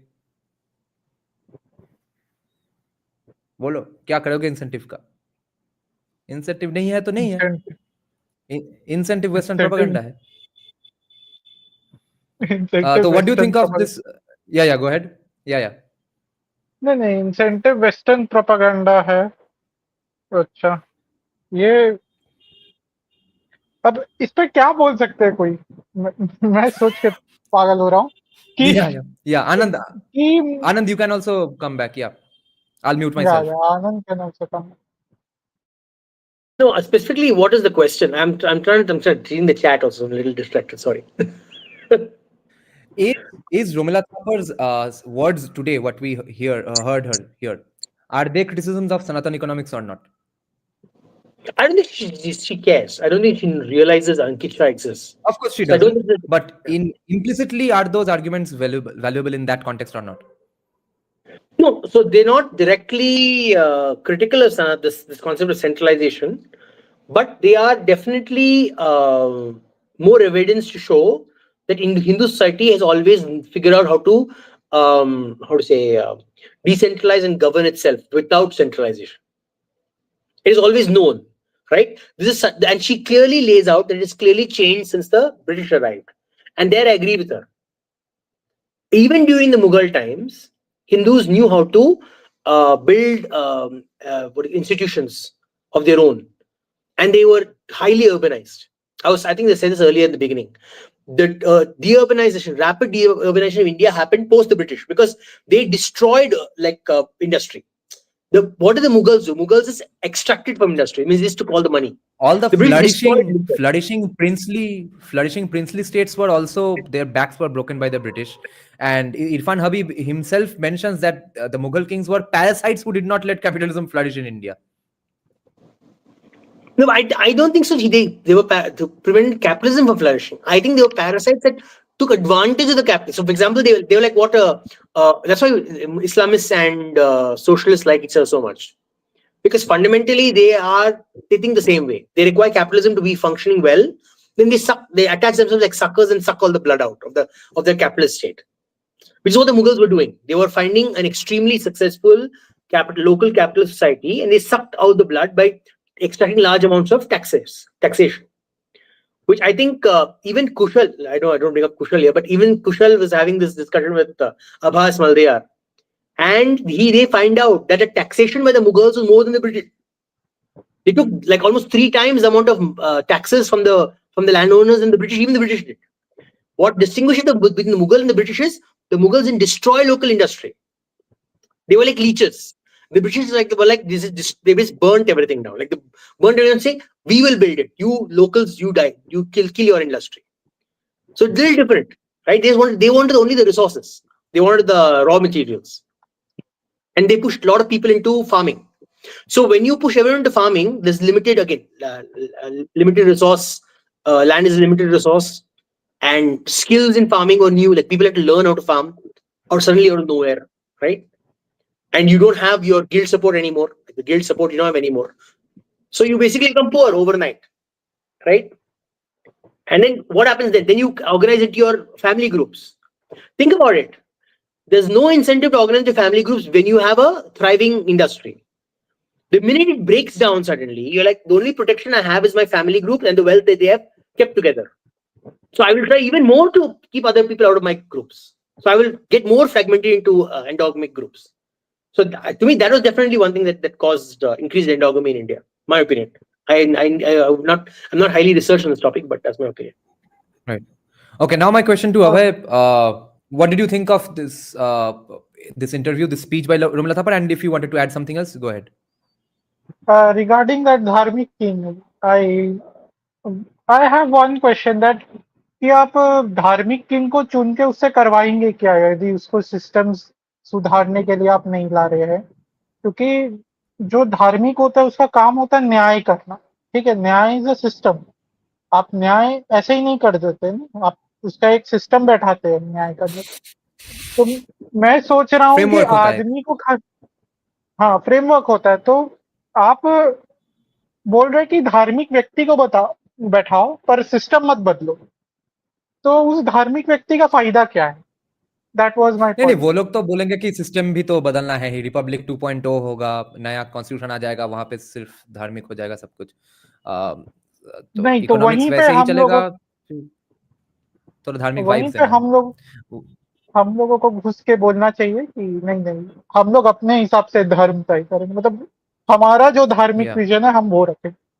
और दूसरी बात जो आपने रोमिला थापर की बात की, तो कुछ पॉइंट्स है मेरे पास कि एक तो है कि ये लोग कितने बड़े दोगले हैं, ये आज मुझे समझ में आया कि एकेडेमिया में कुछ बोलते और बाहर आके कुछ बोलते. अब मुझे लगता है कि बीजेपी को ये सब वीडियोस पकड़ना चाहिए और एकदम फैला देना चाहिए सब जगह. भाई ये कितने साल से तुमको पता नहीं, कितने सारे सोशल साइंटिस्ट ने बीजेपी को, आरएसएस को ये सब बोला है लास्ट 5-6 2015-16 से. तो किन लोगों ने किनको क्या क्या बोला है वो मुझे ही पता है. तो बीजेपी के पास ये न्यूज बहुत लोगों ने पहुंचाने की कोशिश की है, उनको नहीं चाहिए, क्योंकि हर स्टोरी में एक विलन चाहिए. अब अगर विलन है Irfan Habib, Romila Thapar, and I am opposed to Romila Thapar and Irfan Habib, and you guys take sides, pick sides. तो अब साइड पिक कर लिया है रोमिला थापर इरफान हबीब के अगेंस्ट में. अब उनको काम नहीं लगाएंगे उनके आर्ग्यूमेंट्स, उनको डिस्ट्रॉय भी नहीं कर पाएंगे उनके, क्योंकि उनके मतलब कॉम्पिटिटर्स तो नहीं उभर के आ रहे, एकेडेमिया से तो नहीं आ रहे. तो अब हम बैठे रहे उनको ना सुन के, क्योंकि बीजेपी को चाहिए एनिमी मिल गया है इरफान हबीब और रोमिला थापर में. ये लोग आइडियोलॉजी को एनिमी नहीं बना रहे, ये लोग लोगों को एनिमी बना रहे. सबसे बड़ा प्रॉब्लम ये है. और लोगों को एनिमी बना के अपने लोगों को कन्विंस करना आसान है, ना कि आइडियोलॉजी को. इसीलिए आप देखते हैं एक पर्टिकुलर आइडियोलॉजी जो सर काटने की बात करती है लोगों की, वो उस पर वो नहीं बोलते, लोगों पर बोलते. अनदर पॉइंट इज कि उन्होंने गिल्ड्स के बारे में बात की. आपने संजीव सन्याल के कुछ पॉडकास्ट देखे अभी कुछ पिछले कुछ दिनों से कर रहे हैं? वो बात कर रहे थे कि इंडिया में डेलॉइट और ये सब जो कंसल्टेंसी और ऑडिटिंग कंपनीज नहीं बने जो ग्लोबल लेवल के, उसका कारण क्या है? एक तो ब्यूरोक्रेसी तो बात होती ही है. उन्होंने कहा था प्रोफेशनल बॉडीज जैसे बार काउंसिल या सीए का जो प्रोफेशनल बॉडी है, वो बोले कि इनका गिल्ड्स बना हुआ है, ये लोग मिलकर एक कंपनी सेटअप नहीं कर सकते. जैसे कोई लॉ कंपनी बनेगा उसमें सीए पार्टनर नहीं हो सकता. इनफैक्ट बार एसोसिएशन के लॉज इतने कठोर है कि सीए उसमें जॉब भी नहीं ले सकता, मतलब उसमें जा ही नहीं सकता, उसमें खाली लॉयर्स काम करेंगे.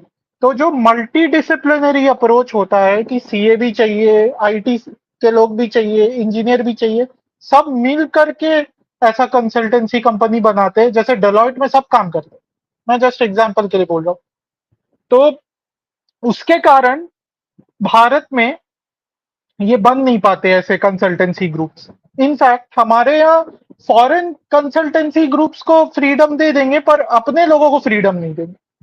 ऐसा देखो ये पूरा का पूरा एग्जैक्ट तो एंशिएंट इंडिया की तरह ही है ना, कि यही जो आउटसाइडर होगा उनको थोड़ा हायर कास्ट भी दे देंगे, मगर यहाँ पे जो सिस्टम अपने लिए बना रखे हैं वो थोड़ा रह ही जाएगा एज लॉन्ग एज पॉसिबल।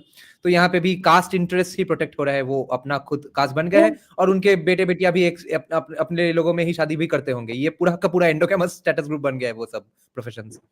हाँ वही। तो मैं देख रहा था ये जो प्रोफेशनल बॉडीज है जैसे बार काउंसिल, मैं तो कोर्ट्स के जजेस को भी एक कास्ट मानता हूँ। अपने ही लोगों को प्रमोट करते हैं, अपने ही बेटों को हाँ या एब्सोल्युटली, भतीजों वो को तो बर्थ भाइयों बेस्ड को भी है, करते हैं, वो वो तो तो बर्थ बर्थ बेस्ड बेस्ड है। कास्टिज्म ही है। तो मुझे तो जो बोला जाता है गिल्ड्स को लेकर वो यही हो रहा है, और संजीव सन्याल ने इसीलिए कहा था कि अभी ये मिडिवल स्टाइल गिल्ड सिस्टम नहीं चलेगा। उन्होंने बोला था ये प्रोफेशनल बॉडीज को अपने रूल्स चेंज करने पड़ेंगे। तो ये मुझे एक इंटरेस्टिंग कनेक्शन मिला इस डिस्कशन से, मतलब इस जो स्पीच दिया रोमिला थापर जी ने, तो ये मुझे एक अच्छा लगा। और सबसे बड़ी बात तो जो बात हो ही रही थी, जो राइट विंग भी कह रहे थे कि we are very as a society we were very comfortable with trade, हमें कभी भी ट्रेड को लेकर समस्या नहीं थी।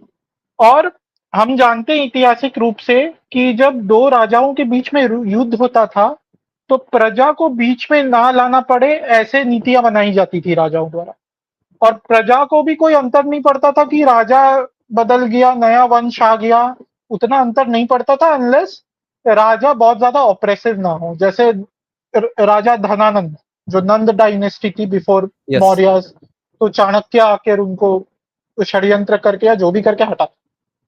तो ऐसे एक्सेप्शंस को छोड़ के society was least bordered by state, बहुत कम, क्योंकि उन्होंने अपने सिस्टम्स बहुत बना लिए थे और इंडिया में अबंडेंस था ऑफ रिसोर्सेस, तो किसी के सामने हाथ फैलाने की जरूरत भी नहीं। तो मुझे ऐसा लगा उनके स्पीच को सुनकर। वही तो रोमिला थापर वही कह रही थी कि नेगोशिएशन, हल्लाबाजी, यूनियनबाजी का जरूरत ही नहीं है, भाग जाओ कहीं और पे चले जाएंगे, लैंड है वहां पे जॉब अपॉर्चुनिटीज भी है, कहीं और पे चले जाएंगे, पैसा नहीं देगा तो हम चले भाई Tata.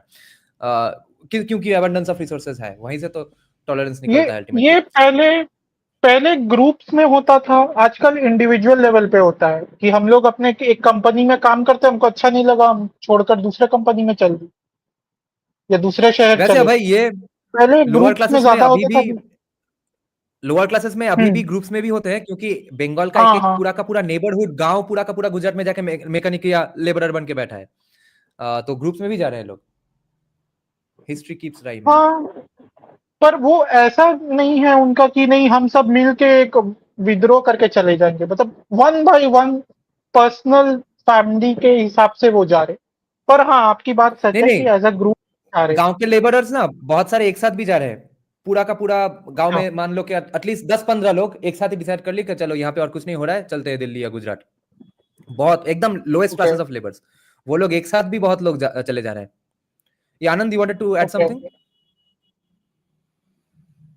Lost for what I was going to say, but I wanted to answer one thing. I think I told Neon I अच्छा, had answered the question. He asked me he okay. said, why is India then only for known for caste system? Why was it highlighted uniquely?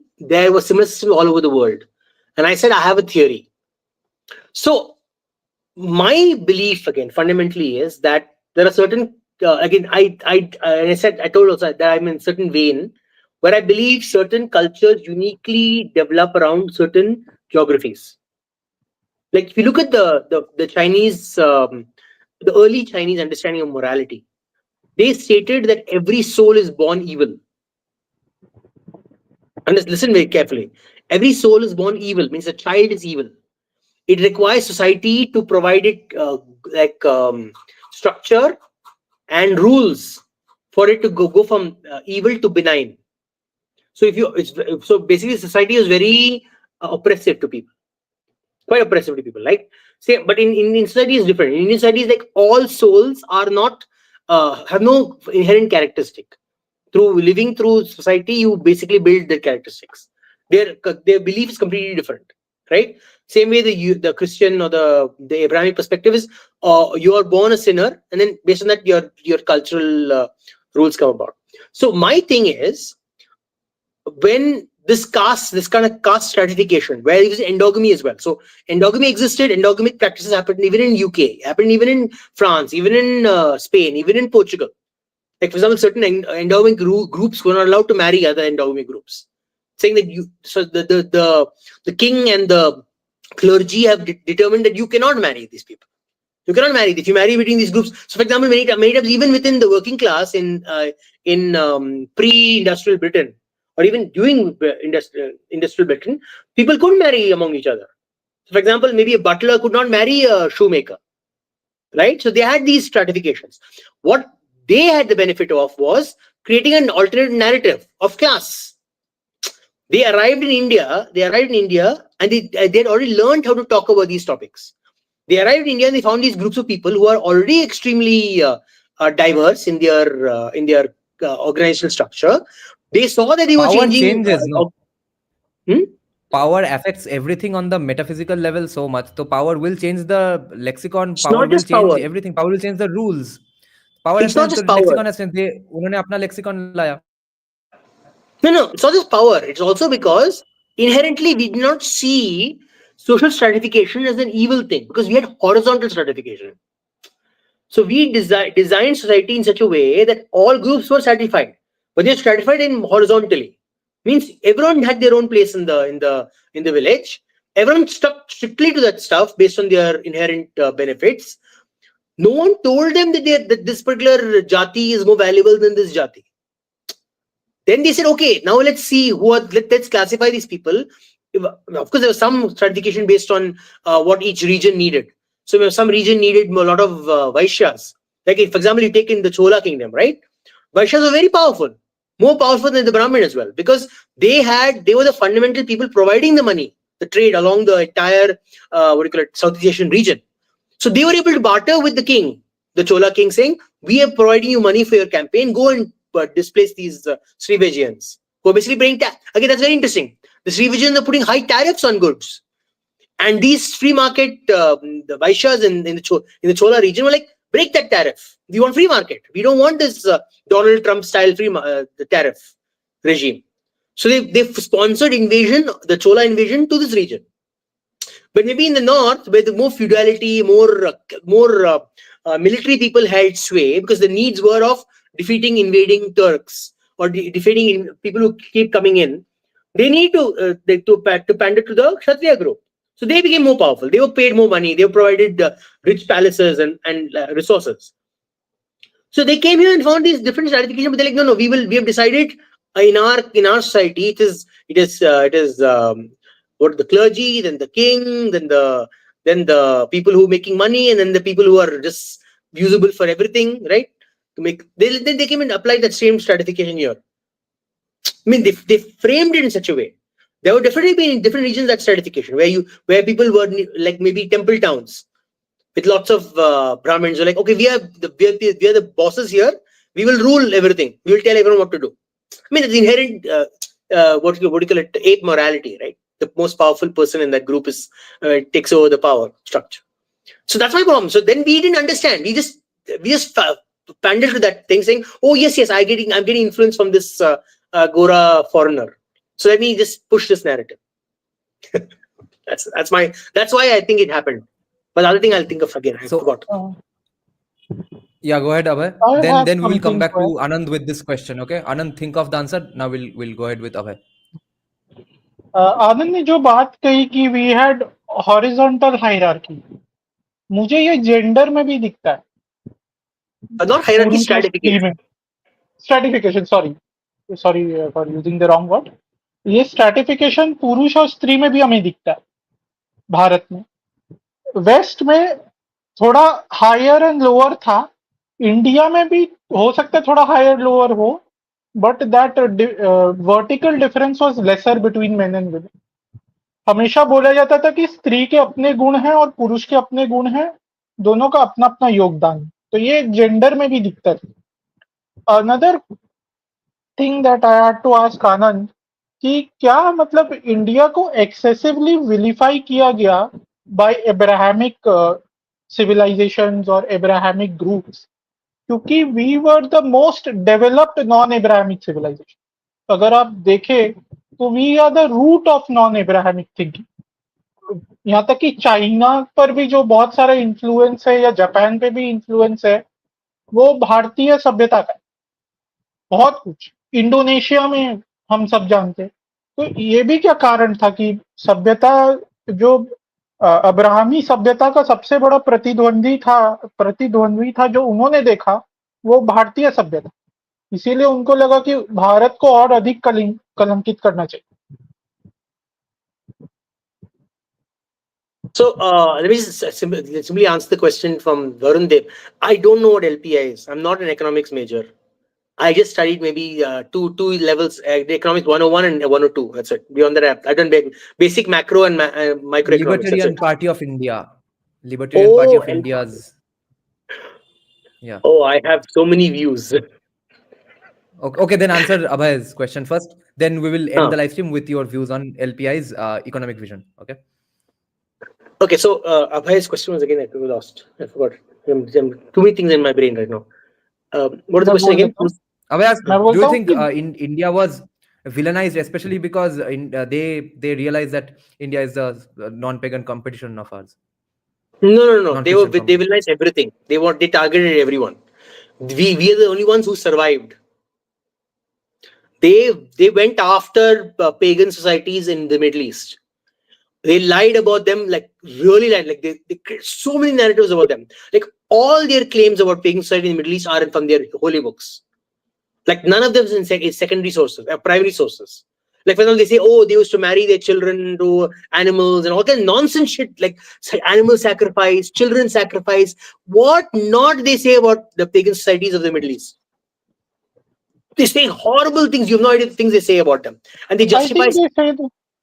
They say the same about American societies, like the Christians.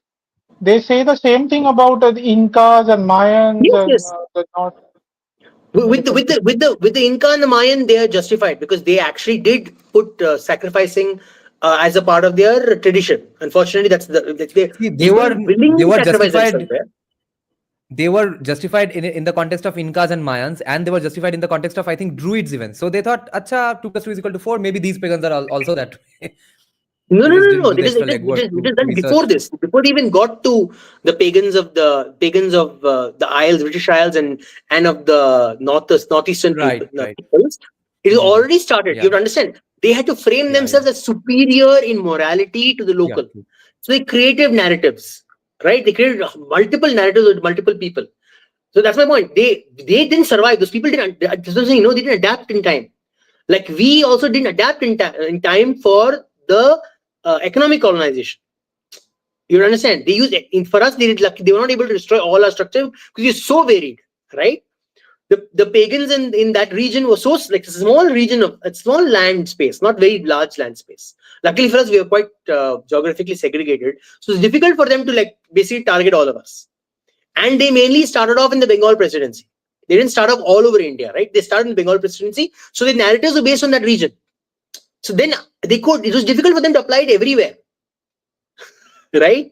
So that same narrative that they could design there had to keep changing in each region. So that's why they were doing all this like caste census and all in the multiple places they were doing. Not caste census, jati census. They're like, this jati is this jati is this. They're like, can you tell us what is this jati? Then he went to the local Brahmin and said, can you help me out? I don't know what these groups are.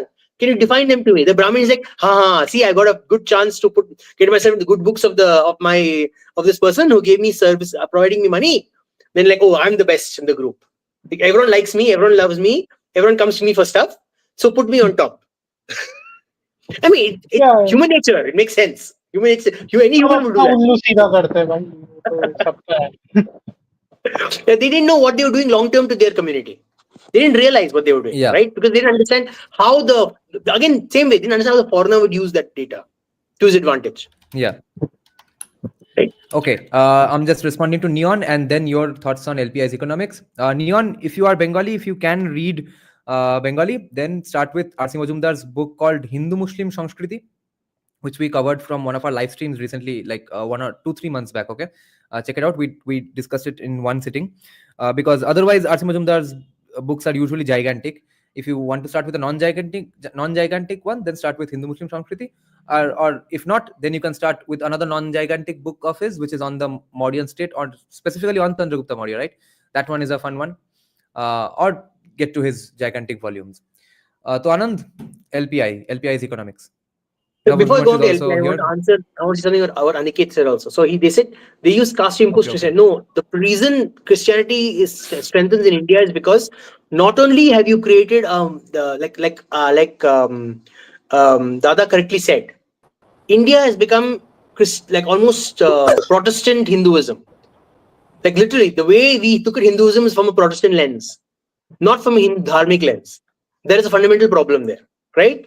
So yeah, that is absolutely, sorry? that is absolutely true.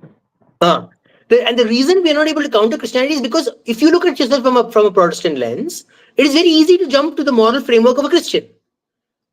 Even the Orthodox in India have started becoming like that. Like I literally am like, I have to sit and talk to some of my Orthodox family members and say, stop framing yourself in the concept of good and evil. Dharma is not good and evil. Dharma is duty and not doing your duty. Sometimes what is your duty will seem evil to populations. To large, yeah. What will seem like evil to many populations, right? Around the world. Like if I'm going to impose jail time or capital punishment on someone who raped someone, to someone who sees human life as sacrosanct beyond any belief, then that's evil to them, right? You can't frame it as good and evil. Duty is based on the society requires. People who say America was founded on absolutely founded on Judeo-Christian values, to quote Vivek Ramaswamy.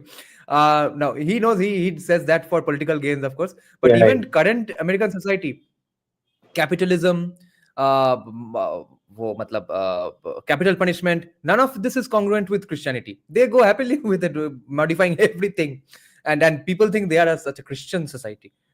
No, you look at the fundamental thing. Their obsession with wealth. They're obsessed with personal wealth. When in Christianity, personal wealth is the opposite.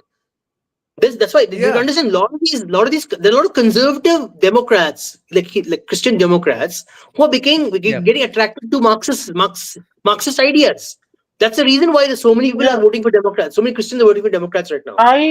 I attended a missionary school, and what I have learned about Christianity is that poverty is a virtue.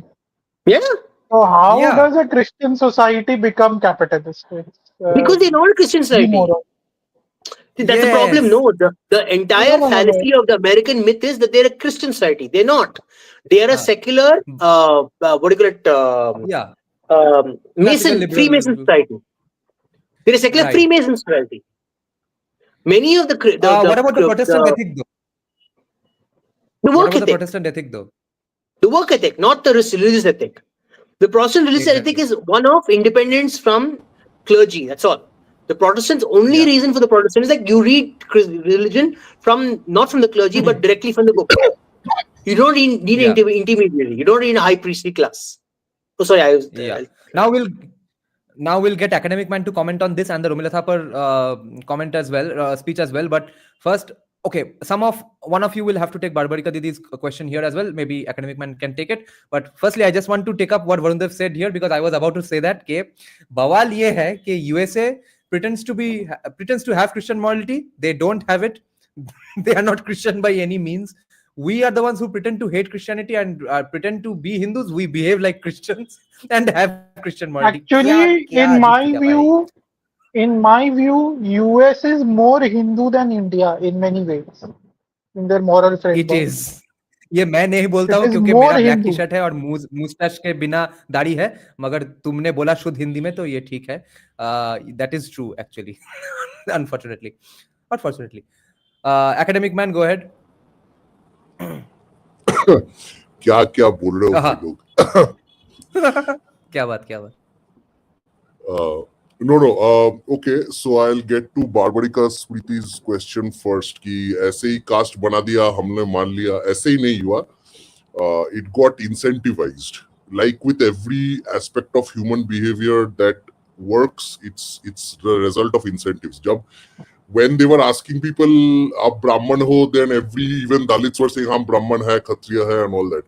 Where then they said that, "Acha, actually, you know what? Poor people get benefits if you become poor and backward." Then everyone said, "हाँ मालिक हम तो backward ही है, हमको बहुत मारा पीटा," and all that. So it's always worked according to incentives.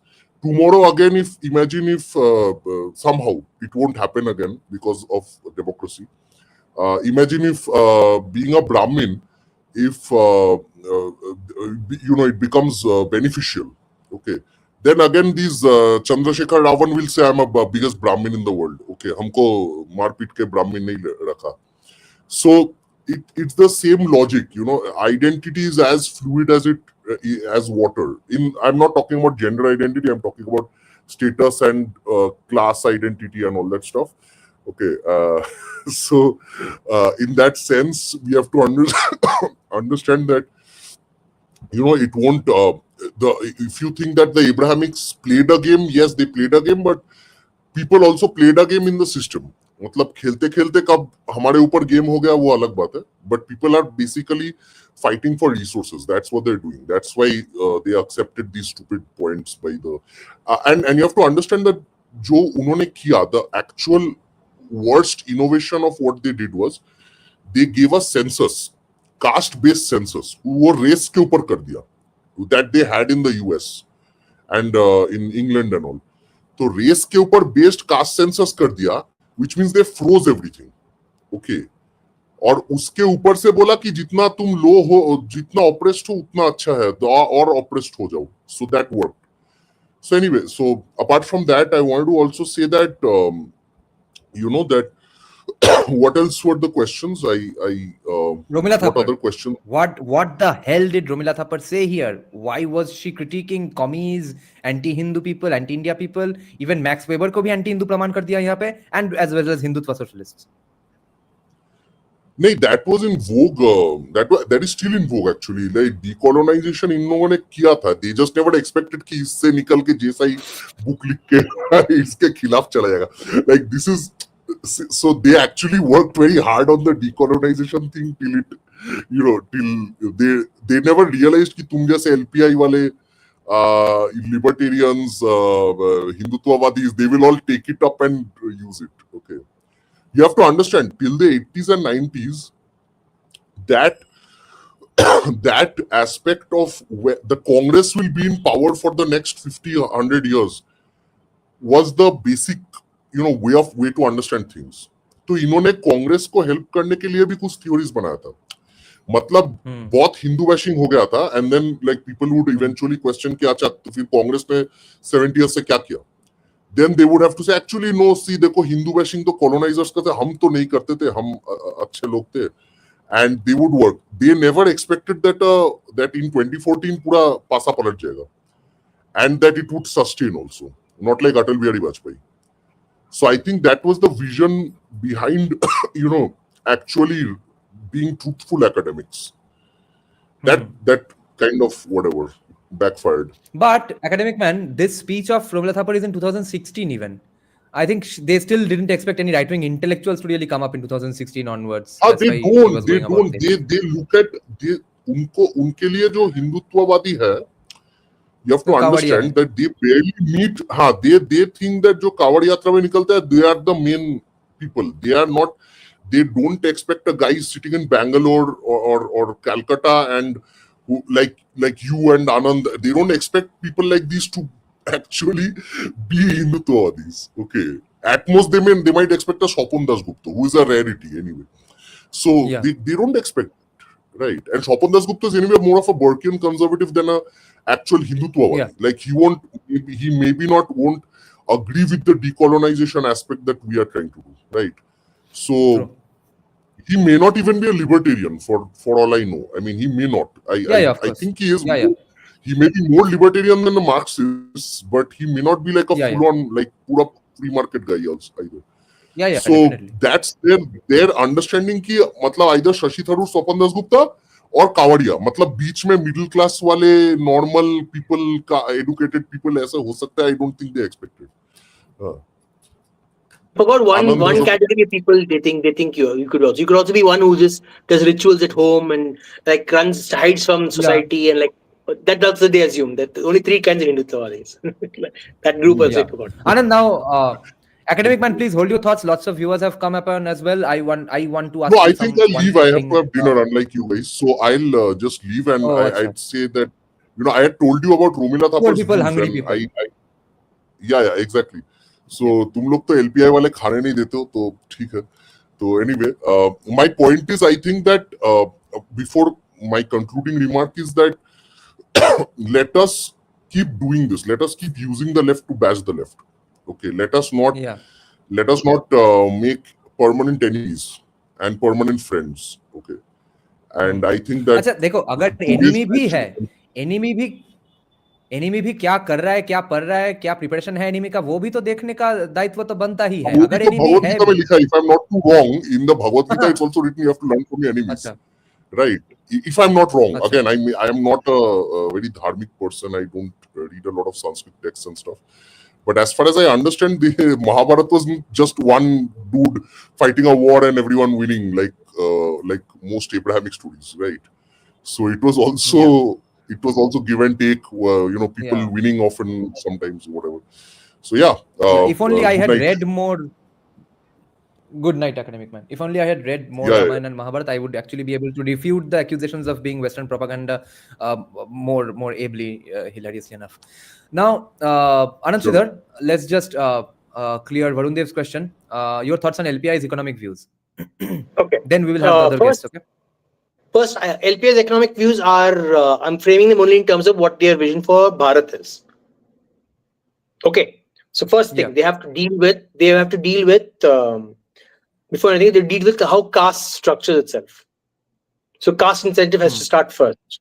How are you going to provide libertarian option without first breaking down caste incentive? So for that, they have to first, they have to show economic system where you can reject your caste identity and still be able to have a financial future. So they have to structure that first, which is not done yet. This is saying we'll remove reservation, we will make it a free market. That is not enough incentive for someone who's used to the historical caste protection to want to give that up. So they need to provide something new. They need to provide some more additional information. Second thing is they have not thought through the feudalistic structure of India, right? The idea that you go to someone to get a favor. Like the way in India works is you get things done through favors, right? And for libertarian system to work perfectly, you got to break that system. So what are their vision for breaking that system? How are they going to break that favor system, right? There are a lot of pressure groups that will not allow for that to change. That's the second thing. Third thing is, what are you going to do about the pushes and pulls of world economics? Because if you want to frame, again, the libertarian idea in India, what about, like I asked this question earlier, dumping from certain countries, certain kinds of countries. Like communist countries can dump easily, right? Powerful, like the US economy, the swift way, they can literally cripple your economy. What is going to be your solution to that thing? If they try to cripple your economy, what's your solution there? Because the minute you make it free market, you have to integrate yourself with such systems, and then you leave your economy open to other people's attack. So what is your solution there? They're not laid that out. Fourth thing, I'm trying to remember what they said about these topics. I'm just what about for libertarianism to work in India, they have to destroy the linguistic states. Means they have to remove all states that are based on linguistics. Means it has become administrative states. Means anyone can migrate anywhere and settle anywhere. So for that to happen, that's the only way libertarianism can work in India. So you have to fight for that. What is their vision for that? Because everyone wants to keep their linguistic states. No one wants to break it up, right? That's the thing. Fifth thing, Delhi is a little far for especially in a feudal society like India. It's too far for a consistent libertarian model to apply. You need good access to courts, to the Supreme Court. You need good access to high courts, right? And frequently, I'm going to prevent particular business cases from going to the Supreme Court. Like, for example, if there's large amounts of land sold to someone, I've sold my land, and then some socialist come and says, I want to, that land is not, then goes to running to the court. So you have to do legal reform, judicial reform, where all business decisions don't go straight to the Supreme Court, because or it's become like it's like a funnel basically. All the cases are stuck there because everything goes to Supreme Court. So what's your legal reform for that thing? So a lot of things, there's a bunch of things they have not clearly laid their vision out for. They've laid out some basic frameworks of libertarianism, but that's just academic. I need more. That's my criticism. They have come out. They have come out with a manifesto. We will have to go through that someday on our live streams. Okay. By the way, for the other people, this is not really relevant to our discussion, but I'm just being nostalgic here, and I'm going through very, very high quality, digitally remastered, colored images, remastered and recolored images of Kolkata from 1880s, 1864. So see what Kolkata lost, guys. See the awesomeness of this. Okay, now we will have Rishabh first back on. Rishabh was in a bit of a hurry, I think. So Rishabh, yeah, go ahead, make your point. And then we will have Navavimarsh and then Aryan Trader back. Yeah. Sure, thank you. First of all, I just want to say, if you want to think about what we've lost, these images are not what we've lost. Imagine these images as the base of skyscrapers that go 50, 60 stories into the air with glass panels and steel. That is what we've lost. These images are just the base of what we've lost, not the actual heights. Look at this. Anyways. Look at this. This looks like Scotland. This is fucking Disneyland, and just in the next alley, there's Disneyland for all turkeys. Here's a Disneyland for a guy's home. This is called Tagore Castle, and the Shonagachi famous whorehouse is just in the next alley for all Brahmin, Boiddo, Kaisto elites of the city back then. But you see, it's Disneyland everywhere in Kolkata. The entire city was a Disneyland. And I shared the picture of what this house looks like now. Oh my god. Yeah. Oh my god, look at these things. Yeah, go ahead, Rishabh. Yes, thank you. I just came in for one very limited point regarding, we've discussed Protestant work ethic a lot. I just wanted to, there's one part of which that I felt we did not touch upon a lot, is that if we look at how Protestantism developed and came about, it is a reintroduction of paganism itself into a Christian framework, where you take away, like, there are two parts of it. One is the average person social part of it, and then there is the other, which is the ruling elite political part of it. Both of these things had to work to make Protestantism such a big success in such a short time, especially in places like Germany. So the first part, which is the social everyday aspect of it, was the elimination of the middlemen of the clergy.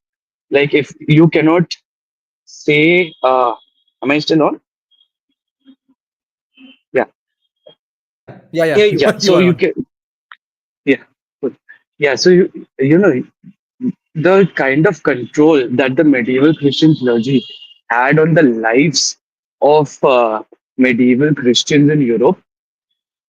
हम लोग के ब्राह्मण जो भी even in the most rabid leftist imagination हम लोग जो कर सकते थे उतना भी उससे बहुत ज्यादा था.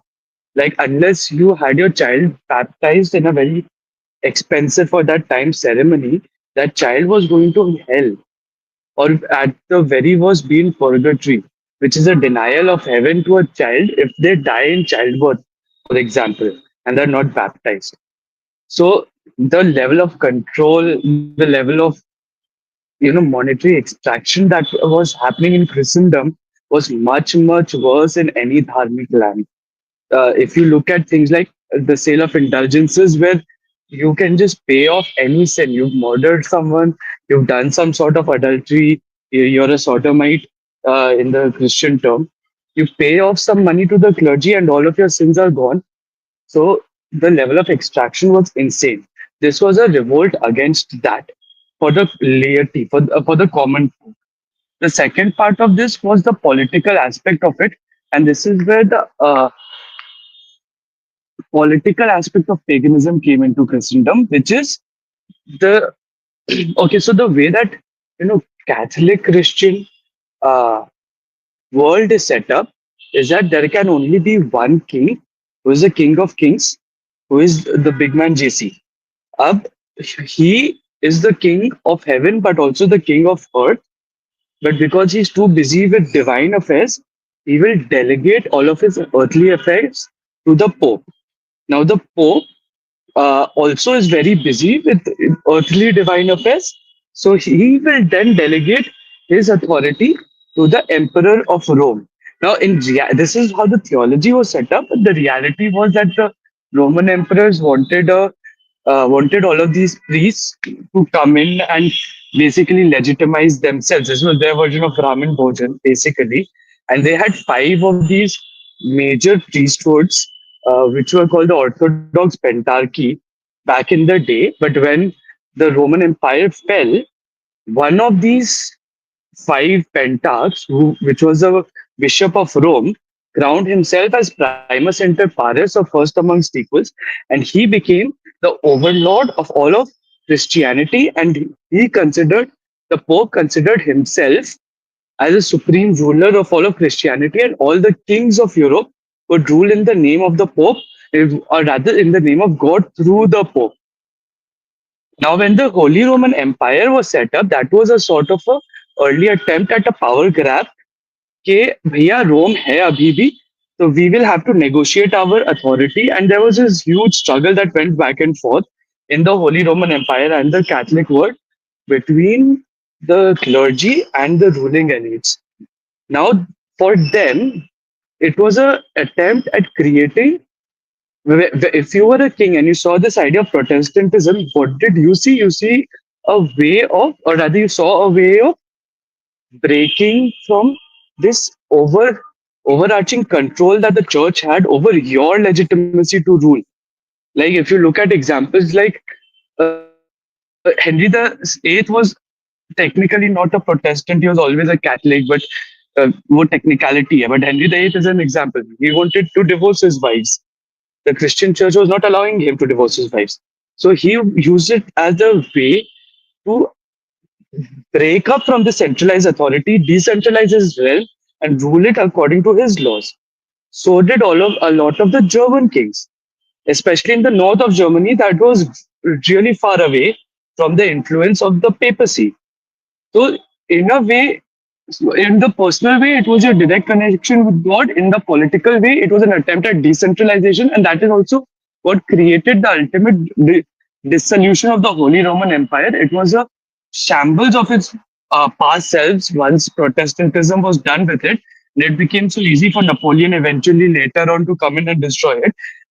So that is why, see, if you are going to blame or say that Protestant work ethic nahi hai in a dharmic land, you have to first acknowledge the fact that Protestantism itself is an attempt at decentralization and regaining of your personal liberties away from overarching imperial and religious overarching religious control.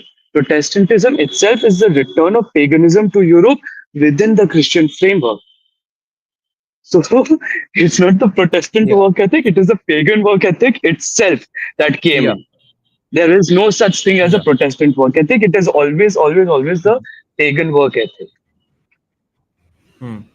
That's my noted Aryan, we will get back to this point later on. Aryan is pointing out that, but it was opposite in Indian context. Yeah, pretty much. Okay, now Navavimash, what did you think of Romila Thapar here? And what do you think of the beautiful buildings, the stuff we lost? Yes, that buildings was quite a surprise to me. Like normally I don't venture into Instagram and others. So this is something which we lost. But do you think 1880s, 1860s Kolkata, 1860s Kolkata, 1870s Kolkata, and more prosperous, and the shops are filled with food. It's more prosperous than 1980s Soviet Union. And look at the beauty. Why can't we? Just showing one section walk around and look at beautiful things? No, they're showing one section of the place, not the whole Kolkata. Yeah. No, but so at that time Kolkata was small. No, Kolkata was small at that time. It was like Bolo Bazaar and all those areas. like that was original Kolkata, old Yes. Kolkata. What you seeing Yeah. is the Kolkata that is supposed to be there. It's not something that was as big Yeah. as spread as we see today. Okay, so on the part Kolkata part, so correct, like people would know correct, the Shawnopoli community. No, first on the Romila in Thapar Kolkata. part, please. First Romila Thapar. Okay, Romila Thapar, like I did not hear the full, but I heard last part of the part Oh, of it. acha. So yeah, Okay. but my understanding from the last part hearing it is that the as mentioned by academic man that there was a change, at heart uh, from the ruling junta, okay, and they wanted to do some like penance for their sins, okay, to do some good things here and there, so that if somebody writes a history on us, they will see, okay, they did these two things.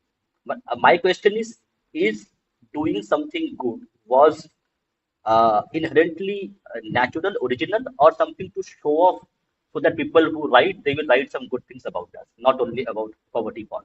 That's my question. I think they needed to absolve Congress of a lot of wrongdoing, because now if we go on talking about casteism, caste-based bad behavior, even in 2016 or in 2016, why she says this, I think that's the only explanation, is that she didn't expect these arguments to be used by the right wing, which she is in fact right about, because the right wing is not really using her arguments. We are just looking at it for the first time today. But in general, they needed to absolve Congress of its incompetency, because if even after ruling for 50 years and 60 years, you go on saying that casteism is going on, it's bad, and Hinduism is bad, then what did you do? What did you solve then?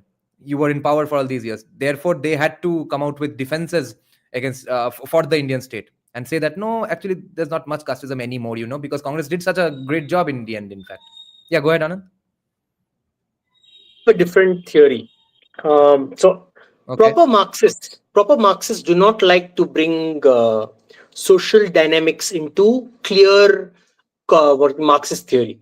So everything has to be framed in the idea of rich elites and poor population. Like everything has to be framed like this. That's the same reason why even in the US, right, before wokeism got so popular, the Marxists were very strict about framing in terms of rich elites of all races versus the poor majority of all races.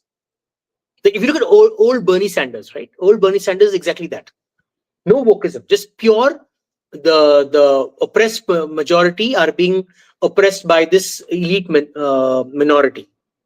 So same thing here. The same thing here is the idea that casteism is just a way of where the oppressive people used economic dynamics to keep everyone oppressed below at a lower level. It's not because of the social hierarchy. It's because of the Marxist way of saying, oh, this is what people always use. And that's why capitalism is dangerous, because it'll create this distinction very clearly. People who can earn a lot of money will become the economic elite, and they'll oppress everyone else. So wherever they go, they'll frame it. The reason why in India they change their things a bit is because they have the Hindu-Muslim fight. So when the Hindu-Muslim fight comes, they're like, oh, we have to frame this is not about class, because a lot of Muslims are rich, few Muslims are rich, and most Muslims are poor. So how do we frame this? We frame this by pushing all the rich Muslims down with the poor Muslims, and framing all the poor groups, Dalits, OBCs, Muslims, etc., against this elites who have a lot of money, basically, and they are the upper caste people. So you understand, they want to force it into that dynamic. And that's exactly why she's doing it here also. She's doing it for that reason only, to frame it that way, in my opinion. Yeah, go ahead, Navavimash. You had to add something? Yeah, just only one thing I would I'd like to back to the video about Romila Thapar. So, like in my how would I frame it? That I am skeptical of a party, okay, who has been hell bent on destroying Indian society, culture, and traditions over 4 decades. Okay, and they suddenly they wake up and do something little nice here and there. So, I am very skeptical person. Correct. So my concern is that the elites who were ruling the ruling elite, they said we are not making enough money, so you need to break this poverty porn and do something else. And they would say, okay, let's then close this Marxist part and then do something else. Yes, there was a huge section of assumption. Congress who wanted that. Yes. Yeah. So that could be the what did you have to say reason. about the buildings? Yeah, go ahead. Yeah, buildings. Yeah, buildings were like, okay. So on that part, so the capitalism that we had in the 1800s, okay, what we are seeing now, Yeah. and British actually helped it to become better because it was the capital of India. Okay. So, what do you think, in your perspective, what changed in terms of like it was a conspiracy against Bengal to give them communism and take all the back to West India, or we did, Nehru, or we definitely. did. He started deindustrialization. But I'm saying that is like how much role we Bengalis played for our demise. How much role we played. Up until pre-19, I don't know the history of the Bengali Congress leaders. How enthusiastic were they about Nehru's deindustrialization policies? Does anybody of you know this? No. How much were they on board with it? Yeah, without knowing that, I we don't can't think they were. blame I the think Bengali Congress leaders. Siddhartha Shankar Roy fought a lot, because I know some part of it. I was doing some podcasts that Siddhartha Shankar Roy was like fought to get more. Okay, in terms of industrial capacity. But the other What people about the within others? Congress, Bidhan Rai, Profullo and all? I think Bidhan Rai was, I think he was a capitalist, Bidhan Rai. So Bidhan Rai was, I think, like he get whatever he could. Okay. But my question is that have we done any research that why a society is so prosperous? Like again, I go back to correct. So the word bonik, tradesman, correct, that was synonymous with Bengal. Okay, and we had a caste called Shorno Bonik. Okay, and there were many castes like this, including Shaha. Okay, they are like trades. Yeah. So we had a specific And different caste kinds of boniks as well. The people who traded in spices, Exactly. they are the Gondo boniks, and the people who traded in gold are Shorno boniks. Yeah, so we had a rich tradition of caste group who did only trade and industry. So how, like it was not only one Swarna Bonik, as you mentioned, there are like a group of castes who did different kind of industry. Now, what role and how that whole caste got wiped out in 100 years? How it happened? Like, have we done any research on this to find out what really happened, so that we can, if we want to rebuild it again as a hypothesis, what we will do? We don't know what really happened. We will take Anand on this. Wait, Anand, one moment. I think Islam largely destroyed trade and the systems of trade, etc. According to Romila Thapar, and mainly according to Irfan Habib even. And the way the disruptions happened, that led the country to get impoverished in some portions, and some portions like Kolkata, which didn't even exist, they became such beautiful places and stuff. So there was disruption and there was extraction. Stuff was just getting stolen and sent to England. So all of that screwed us definitely. Yeah, go ahead, Anand. See, I don't know where I read this or watched this somewhere. I was watching a history podcast of the time when the first British, basically the East India Company, when they first arrived in the Bengal, right? If I'm not wrong, the Nawabs were reigning at that time, and their taxes were so bad, and so they were treating the population so badly that the entire population basically asked the British to come and kick out the Nawabs. If I'm not wrong, right?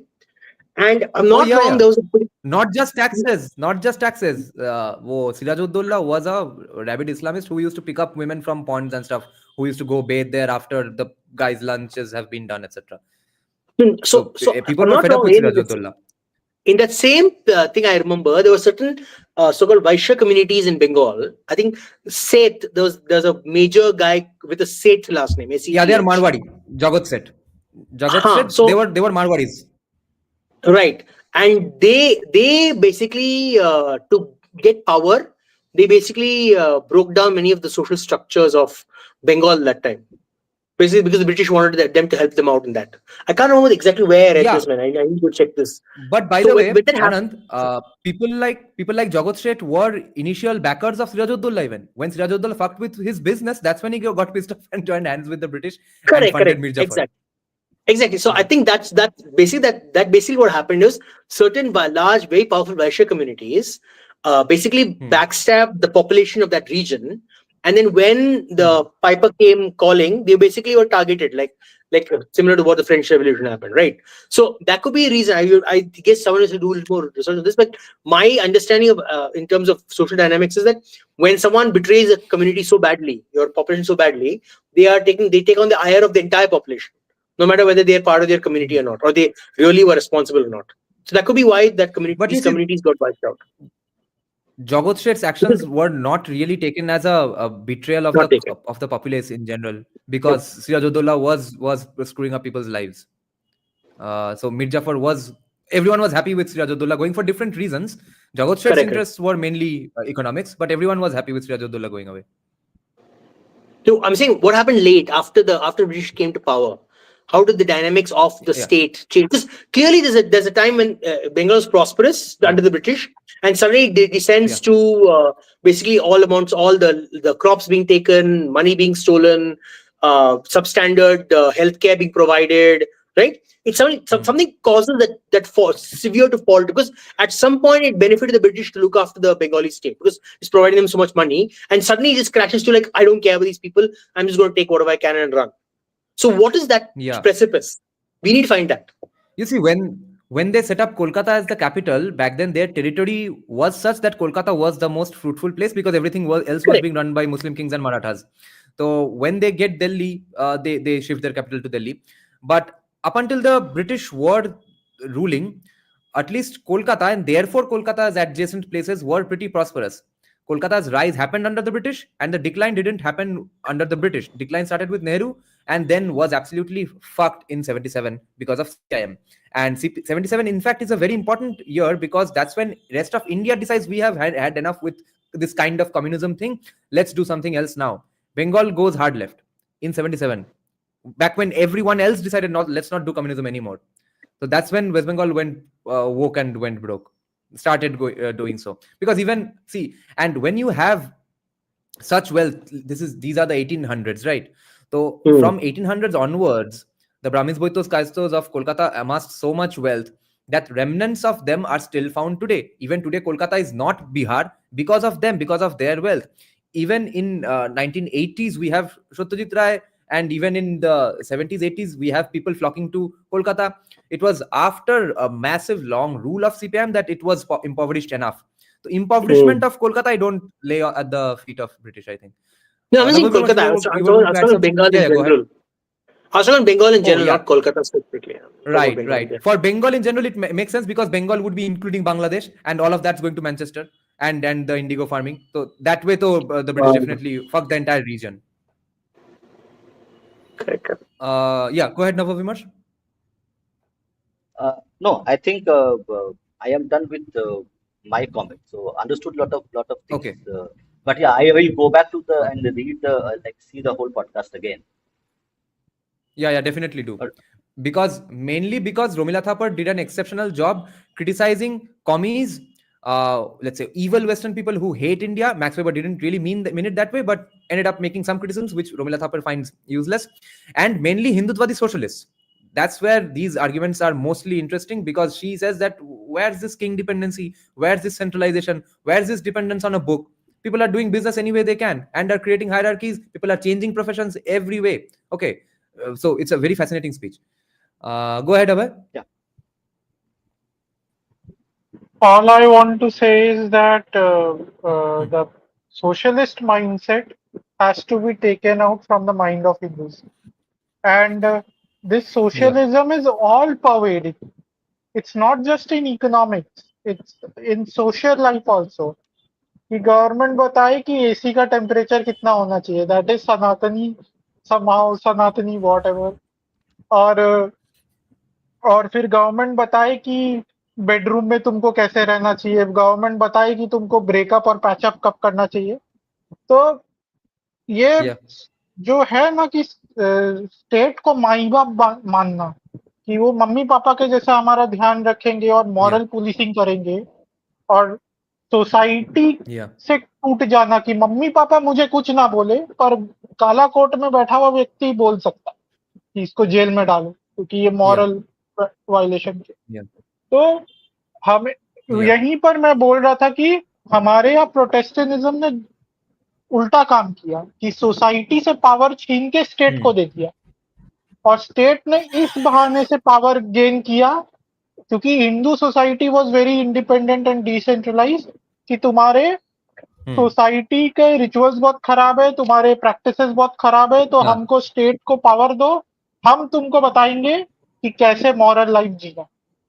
तो ये India के case में Protestantism था क्योंकि Hinduism is fundamentally a different way of thinking. तो इसीलिए इन कौमियों को इनके ही अस्त्र से काटो और ये कार्यक्रम जारी रखो जब तक समाप्त ना हो। हाँ. Or just for clarification to the algorithm gods, we mean kato in the metaphorical sense. We are not calling for violence. Don't delete my channel. Okay then. Thanks Abhay. Thanks Anand a lot for joining the conversation. Thanks guys on the live chat for joining the conversation. See you guys soon, and make sure you donate to get.org. Yeah, go ahead Anand. Just think one thing. So I think we need to be very accurate with what we use as socialism. Like I do understand where Abhay is coming from, but I don't think so. We are specifically socialism that is being posted over. It is feudalism. It's a feudal economy. We still a feudal economy. What they did is they took communist ideas of where you give power to the from the population. You give it to a centralized group of people who will provide all the answers to you, right? Which is how the commies. That's why India is one of the few countries where commie parties exist. Like you go anywhere around the world, in most democracies, commie parties don't exist. They won't allow communist parties to exist because they know they have rejected this idea that all power needs to go to the state. But we have accepted that. My thing is that we are not socialists in the sense of how true socialists would say it. Like we're very capitalist as people. We don't want to share our wealth with other people. We don't want to pay taxes. We want to keep as much wealth as possible. We don't want to share it with people outside of our. We are actually very capitalist, right? We just want the state to provide more services than what would normally be expected in a decently democratic state, or even a centralized state, but without too much control. We want more than that. We want communism. It's imbibed in our sense. We don't want to call it communism because we're scared to call ourselves communists. But a lot of Hindus are very communist minded. They're like, absolutely. My baap mujhe bolo kya karna hai. Mujhe nahi aata. Kuch nahi aata. Like Trinamool is as leftist as anybody in India, and nobody gets that Trinamool is leftist. When right-wingers criticize CPIM, when Sandeep Sanyal criticizes CPIM, Trinamool supporters get happy. They think Sandeep Sanyal is appreciating Trinamool. What the fuck? Because he's criticizing CPIM. Now, one question I have for you two and the people in the comment section to ponder over right now. It's not for the next. I'm not giving you a homework. I'm just continuing the discussion for the next 5 minutes. Okay? I've got my own life to do. See, when the era is overall in favor of things like leftist politics, socialism, communism, etc., when the mood in the air is socialism, everyone tries to paint their ideology or paint their personal views through the lens of socialism, communism, right? Which is why again Dharampal, such a Gandhian, staunch supporter of Gandhian, goes on explaining stuff that is today picked up by Hindutwadis. Now, for that reason, do you think people like Swami Vivekanand, it would be, I think, I don't think there are people like Swami Vivekanand, but let's say spiritual stalwarts like Swami Vivekanand who declared that spirituality is our thing and science is West's thing because we are better at spirituality. They might have culture, etc. They don't have spirituality. Do you think that was a gigantic blunder and we should have made it clear even back then? No, bro, we love earning money as well as doing meditation. Do you think I don't think we can blame them really if we were face to face back then, because they would have to play some socialist and commie games just to be relevant. But did they commit a mistake? Should they have said that we love to make money and we are going to do spiritualism? Would we be better off today then?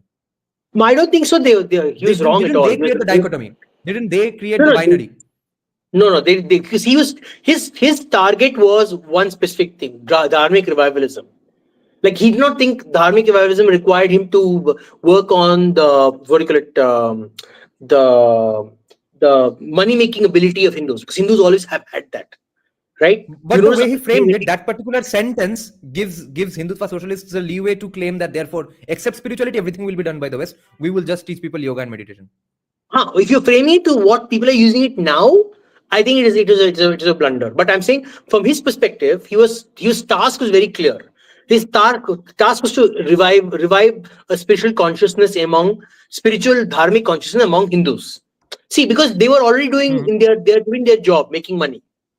That was not the thing he needed to change. He needed to change the idea that you need to start having a dharmic revival along with your monetary responsibilities. Yeah. That's why he started this movement, know. Right? He didn't see povertarian Hindus, socialist Hindus around him. That's a good point. He didn't. See, you're right. His environment was what he was looking at. He was not like looking at the Sorry. Yeah. Go ahead, Rishabh. Yeah.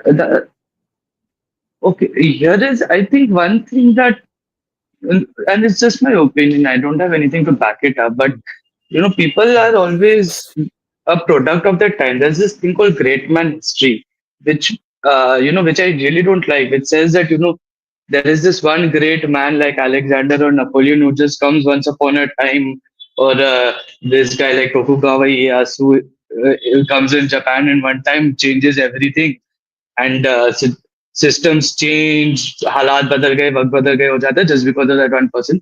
This is an idea that I really don't like. Every person is a product of their times, and systems and complex social interactions are way too much. No matter how great of a human being you are, you cannot change them. So I would not blame any one person. Now, if you were a capitalist at a time where you were under an extractive economic system, then how could you also be a nationalist? You're getting my point. कि dichotomy क्यों हो रहा था? It's a very different context today when it's our money being used to funnel our businesses in a large way. Even if it's foreign businesses in a large way, they are coming and making us money in some way or the other also, in addition to them also. Us समय it was extractive. If you're a businessman in the British Raj, it means that you're extracting indigo from Bihar and you're taking away sugarcane from UP. And through the port of Calcutta and Mumbai, you're having them transported to Manchester and London. So how can you be both a capitalist and a nationalist when you're under an extractive foreign rule? It's a very difficult marriage to happen. The problem is that Indian society and the Indian psyche in general is still colonized. So a lot of us have not been able to come out of that mindset still. Now they still see कि extractive हो रहा है. Capitalism मतलब inherently extractive है. They don't understand. They have never been either taught or made to understand that if it is Indian capitalism, then it is the rising tide. Pehle it was British capitalism, which was the rising tide for Britain. I mean, it's very well documented. Britain industrialized on the backs of Bihar and Bengal. So that is the mentality that people have. So, and what do you call Andhra Pradesh? Sure, yeah, and Tamil Nadu, a lot of these places. But we need new heroes. Like, I think the best thing that the government could do is give Bharat Ratna to this guy, the founder of Infosys, because he brought capitalism back to India. Can you imagine what India would have been like without the IT revolution today, where we all would have been? Because you need to set up new heroes, you need to set up new idols for this age, and forget about the people who were answering very different questions from what we were. Us samay ke priorities, us samay ke point of views were not relevant. That is it is essentially the same issue that we have with trads, right? Okay, why do you want to go back to the Vedic age? Vedic Hinduism was dead 2000 years ago. Not just under Islamic rule, not just under British rule. Vedic Hinduism was killed by Hindus who went into Puranic Hinduism and started worshipping Mahadev and Narayan instead of Agni and Vayu. So why do you want to go back to that time? if Vedic Hindus themselves were going on writing and building upon ideas and evolved from what they were 50 years back, 100 years back, 500 years back, why should we go back to that part? Jump all the other Hindus in the last Exactly. 1500 years and get back to 2000 BC. I think Yeah, exactly. Yeah, think go ahead, there Anand. is. Okay, everyone is I think- everyone has a point. Wait, let's start with Anand. Then we'll come to you, Abhay. No, I'd rather allow for the marketplace of ideas. Honestly, from my perspective, all forms of Hinduism should be encouraged. Like everyone, go and purport your theory, push forward your ideas to the population, and people who gel with your ideas will follow you, will join you in your tribe. And those tribes that are doing well will succeed, and those tribes that are not doing well will remain in the marginal society. Like, I mean, they're not marginal. Ideally, they basically be smaller groups, right? So I want the diversity to exist. I want people to have a I want the like the Shramanas and the Vedic people for discussed ideas for a long time. I want it to continue. I want more Hindus to have a discourse from different perspectives. You be orthodox in your ideas, but I want more ideas to flourish. I don't want it to we choose one, say, okay, this is the best, and everyone has to just follow that. Because then what happens is, like I said, again, it's centralization of Hindu structure, which will cause us to stagnate and make us susceptible to other groups. That's the worry. So the more diversity. So, for example, if there are people who want to do Vedic Hinduism, do it. Learn the Vedas, the old what do you call it, Sanskrit style, Vedic Sanskrit style. Old Sanskrit. Yeah, learn it, propagate that, but don't Sanskrit. expect us to support you just because you have said you are Vedic Sanskrit. So people who want to do idol worship right now and not do do worship on the fire altar, they will choose idol worship. You can't tell them no, you have to only do Vedic fire altar stuff, right? You can't do that. Which is why ideally everyone must advocate for a libertarian state. Every time we bring up libertarianism, people think we are talking about being libertarians in your personal life. No, the state has to be libertarian. In a libertarian state, ideally, I think all commies, Sharia compliant people, Sharia wannabe people, trads, Vedic Hindus, non-Vedic Hindus, everyone must want a libertarian state, because then you can have your own town or your own resort, your own private area. No, create a lot of hills, where everything is equal. You don't own private property, etc. Buy an SEZ and have your commie heaven there. Let's see if you die of poverty or not. You won't, of course, because you're connected with the rest of the country, which is libertarian. And you make an SEZ and do Sharia law there. Just don't behead people because of blasphemy, because there will be overarching laws. But more or less, whatever your beautiful Sharia things, you can do inside that land. Or just move to Auroville. You can have a Sharia compliant state. Yeah. And which is what I think beef ban also can be tackled that way. Just have it distributed among district rights. Local district magistrates can have a say on beef. So you don't have to move to a different state for everything. Just go to the different district and buy some beef there. But any district that deems beef too important should have the right to ban it, because otherwise we go ahead and deban all animal products. It's a waste of time policy-wise. Go ahead, Abhay, now. So yeah, I was saying कि ये जो traditional और modern का जो लड़ाई है ना, इसमें हम दो एक्सट्रीम्स में जाते हैं. आई थिंक आनंद ने भी ये बात पहले रखी थी कि इंडियन कल्चर का इवॉल्व होना और वेस्ट से रिप्लेस हो जाना, दोनों में डिफरेंस है. हम लोग सोचते हैं modernisation is replacement of Indian culture by western culture, और दूसरा धड़ा है वो सोचता है वैदिक काल में चले जाए.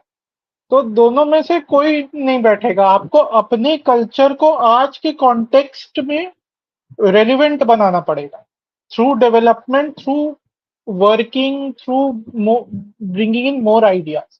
And honestly speaking, I am not against वैदिक हिंदुइज्म और एनीथिंग.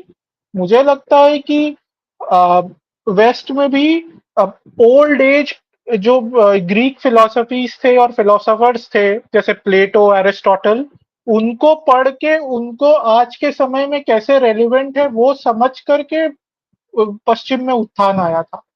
फिर आप उसी के बाद तो आया थॉमस एक्वाइनस के बाद. पहले जब एरिस्टोटल और प्लेटो को भर भर के गाली देते थे तब कुछ उखाड़ नहीं पाते थे. और फिर मॉडर्न हिंदुइज्म भी देखे, जैसे स्वामी विवेकानंद हो गए या जितने भी बंगाल के जितने भी महानुभाव थे, उन्होंने भी अब उपनिषद पढ़े, वेद पढ़े, फिर उसको आधुनिक कॉन्टेक्स्ट में लागू किया। ठीक है, तो हमें ये भी नहीं करना चाहिए कि पास्ट के टेक्स्ट है तो उसको रिजेक्ट कर दो, उसको पढ़ो ही मत। नहीं भाई, अपने देश का हिस्ट्री समझना, अपने पूर्वजों की थिंकिंग पैटर्न समझना बहुत जरूरी है, नहीं तो आप रूट से कट Exactly. जाएंगे। वही हुआ है, हाँ, जैसे संस्कृत फॉलो करो हटा या दिया ना हमारी करो, पढ़ाई में। फॉलो करो या ना करो वो बात की बात है। पहली बात है कि तुमको समझना है कि ये एक रिपोर्टवर्ड है of the way our ancestors thought. उसके लिए तो एंथ्रोपोलॉजिकली और सोशियोलॉजिकली स्पीकिंग बहुत बहुत इंपॉर्टेंट है हर हिंदू टेक्स्ट पढ़ना। हाँ, जैसे मैं हमेशा बोलता हूँ, हमें आज जो रिचुअल्स लिखे वो फॉलो करना नहीं करना वो कोई बात नहीं है, हमें सिस्टम ऑफ थिंकिंग समझना सबसे बड़ी बात है, क्योंकि we need to understand different systems of thinking. क्योंकि आप अगर एक ही सिस्टम ऑफ थिंकिंग पे चलते जाते हैं ना, तो आपकी सोच छोटी हो जाती है। आप जब उसको कई प्रकार के सोचने के ढंग से, मतलब फ्रेमवर्क से सोचते हैं, तो आप देखते हैं आप ज्यादा कनेक्ट कर पाते हैं, आपका थिंकिंग ब्रॉडर होता है, आपके सॉल्यूशंस बेटर हो। तो मैं मानता हूँ Yes. आप सबको एक्सप्लोर कीजिए, इसमें कोई Yes. बुराई नहीं है। अ, Yes. और एक पॉइंट बोलने वाला था पर मैं मेरे ध्यान से निकल गया ये बात बोलते बोलते। ठीक है, तुम याद करके वापस आ जाओ। हाँ उसके पहले आनंद को ले लेते हैं, फिर हाँ तुम याद करके वापस आ जाओ। हाँ I'll just respond to here to learn here. He's saying Parar Bhalokaku, the good guys from every party, said, what did the ancient kings possibly do with tax money? I said maybe fund gurukuls. He said that means help spread darkness. Every oh my god, every every school in West Bengal, every government school, okay, most of the government schools in different villages and remote fucking villages are built in it like in years like 1840 1850s. How they were all gurukuls आज run के by the दिन local Bengal सरकार zamindars, क्या कर रहा है? and they evolved into high schools run by the British for spreading darkness. हाँ, तो गुरुकुल मुझे के बाहर एक्चुअली याद बाहर आया, एकदम रोशनी थी। मुझे एक्चुअली याद Yeah, आया go मैं ahead. क्या बोलने वाला था। ये जो स्पिरिचुअलिज्म और मटेरियल वर्ल्ड का जो चलता रहता है, आई थिंक ये Hindu understanding of the world नहीं थी। आप किसी ने यदि स्वामी सर्वप्रियानंद का लेक्चर समझा, एक लेक्चर है स्वामी सर्वप्रियानंद का, वो न्यूयॉर्क वेदांतिक सोसाइटी के है, आई थिंक वो भी बंगाली है। तो उन्होंने अपने लेक्चर में बोला था कि हमें ना तो संसार में डूब जाना चाहिए जहां आप एकदम स्पिरिचुअली इंक्लाइन नहीं है, ना आप स्पिरिचुअलिटी के बहाने से संसार से कट जाए। आपको संसार में ईश्वर को देखना है। जैसे आपकी पत्नी है या आपके बच्चे हैं, तो आपको उनमें ईश्वर देखना, अपने परिवार में ईश्वर देखना है। ये उनके विचार थे जो मुझे अच्छे लगे। तो उन्होंने कहा कि पहले अपने बच्चों के नाम देवी देवता के नाम पे रखते थे, जैसे राम, लक्ष्मी, महालक्ष्मी, क्योंकि उनका नाम लेते लाते आप ईश्वर का जप कर देते। तो वो उनके विचार थे। तो मेरा मानना है कि हिंदू कल्चर में हमारे स्पिरिचुअलिज्म को मटेरियलिज्म से जोड़ना पड़ेगा। जैसे लक्ष्मी, जब हम लक्ष्मी की बात करते हैं तो एक स्पिरिचुअल एस्पेक्ट है, पर एक प्रॉस्पेरिटी का भी एस्पेक्ट है कि अच्छे काम करके पैसे कमाना अच्छी बात है, अपने परिवार को सुखी रखना अच्छी बात है। इनफैक्ट गुजराती और ये जो हमारे बनिया कम्युनिटी है, मारवाड़ी बनिया कम्युनिटी है, इसमें लक्ष्मी पूजन को बहुत माना जाता है, स्पेशली दिवाली के पहले हम लोग करते हैं। तो ऐसा नहीं है कि मटेरियलिज्म से डिस्कनेक्टेड है हमारी स्पिरिचुअलिटी। हमारे फैमिली वैल्यूज भी वैसे ही है कि फैमिली में अपने पत्नी का गृह लक्ष्मी मानना, या पति को परमेश्वर मानना, या बच्चों को ईश्वर का एक प्रकार से रूप मानना या उपहार मानना। तो हमें, मुझे लगता है, हिंदू कॉन्सेप्ट्स पे पूरा एक सोशल साइंसेस बनाना पड़ेगा, जिस पर एक संगठन काम कर रहा है जिसका नाम है बृहत। पंकज सक्सेना और राघवा कृष्णा संस्थापक है दोनों। वो इस पर काम करने का प्रयास कर रहे हैं थोड़ा बहुत। अब वो कितना सफल होगा हमें देखना पड़ेगा। तो मेरे ये विचार थे।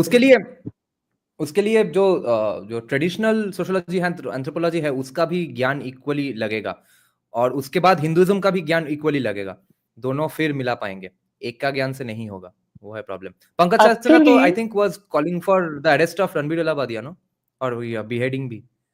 Do you remember anything about Pankaj Saxena and Ranbir Allahabadia? No, मतलब मैंने उनके बारे में तो नहीं सुना कि उन्होंने रणबीर अलाहाबादिया अच्छा। को क्या कहा। पर अच्छा। मुझे लगता है वो लोग ऐसे सोच में इतने ज्यादा ट्रेडिशनलिस्ट नहीं है, मैंने जितना उनके चैनल को देखा। I see. मैंने देखा है कि वो दे आर क्वाइट ओपन। तो I मुझे see. लगता है आप क्योंकि थोड़ा सा मेन स्ट्रीम एकेडेमिया में गए हैं, आप ज्यादातर जो मेन स्ट्रीम एकेडेमिया जो वेस्टर्न प्रोसेसेस से जो रिसर्च होता है आप उसमें देखते हैं, जो कि अच्छी बात है, ये काम करना भी जरूरी है। मुझे लगता है थोड़ा आप जैसे लोग और जो थोड़े भारतीय साइड के लोग होते हैं ना, जो थोड़ा हिंदू टेक्स्ट की ओर ज्यादा ध्यान देते, उनको कोलैबोरेशन यदि करे तो I think something Right. Good can come. Yes. Yes.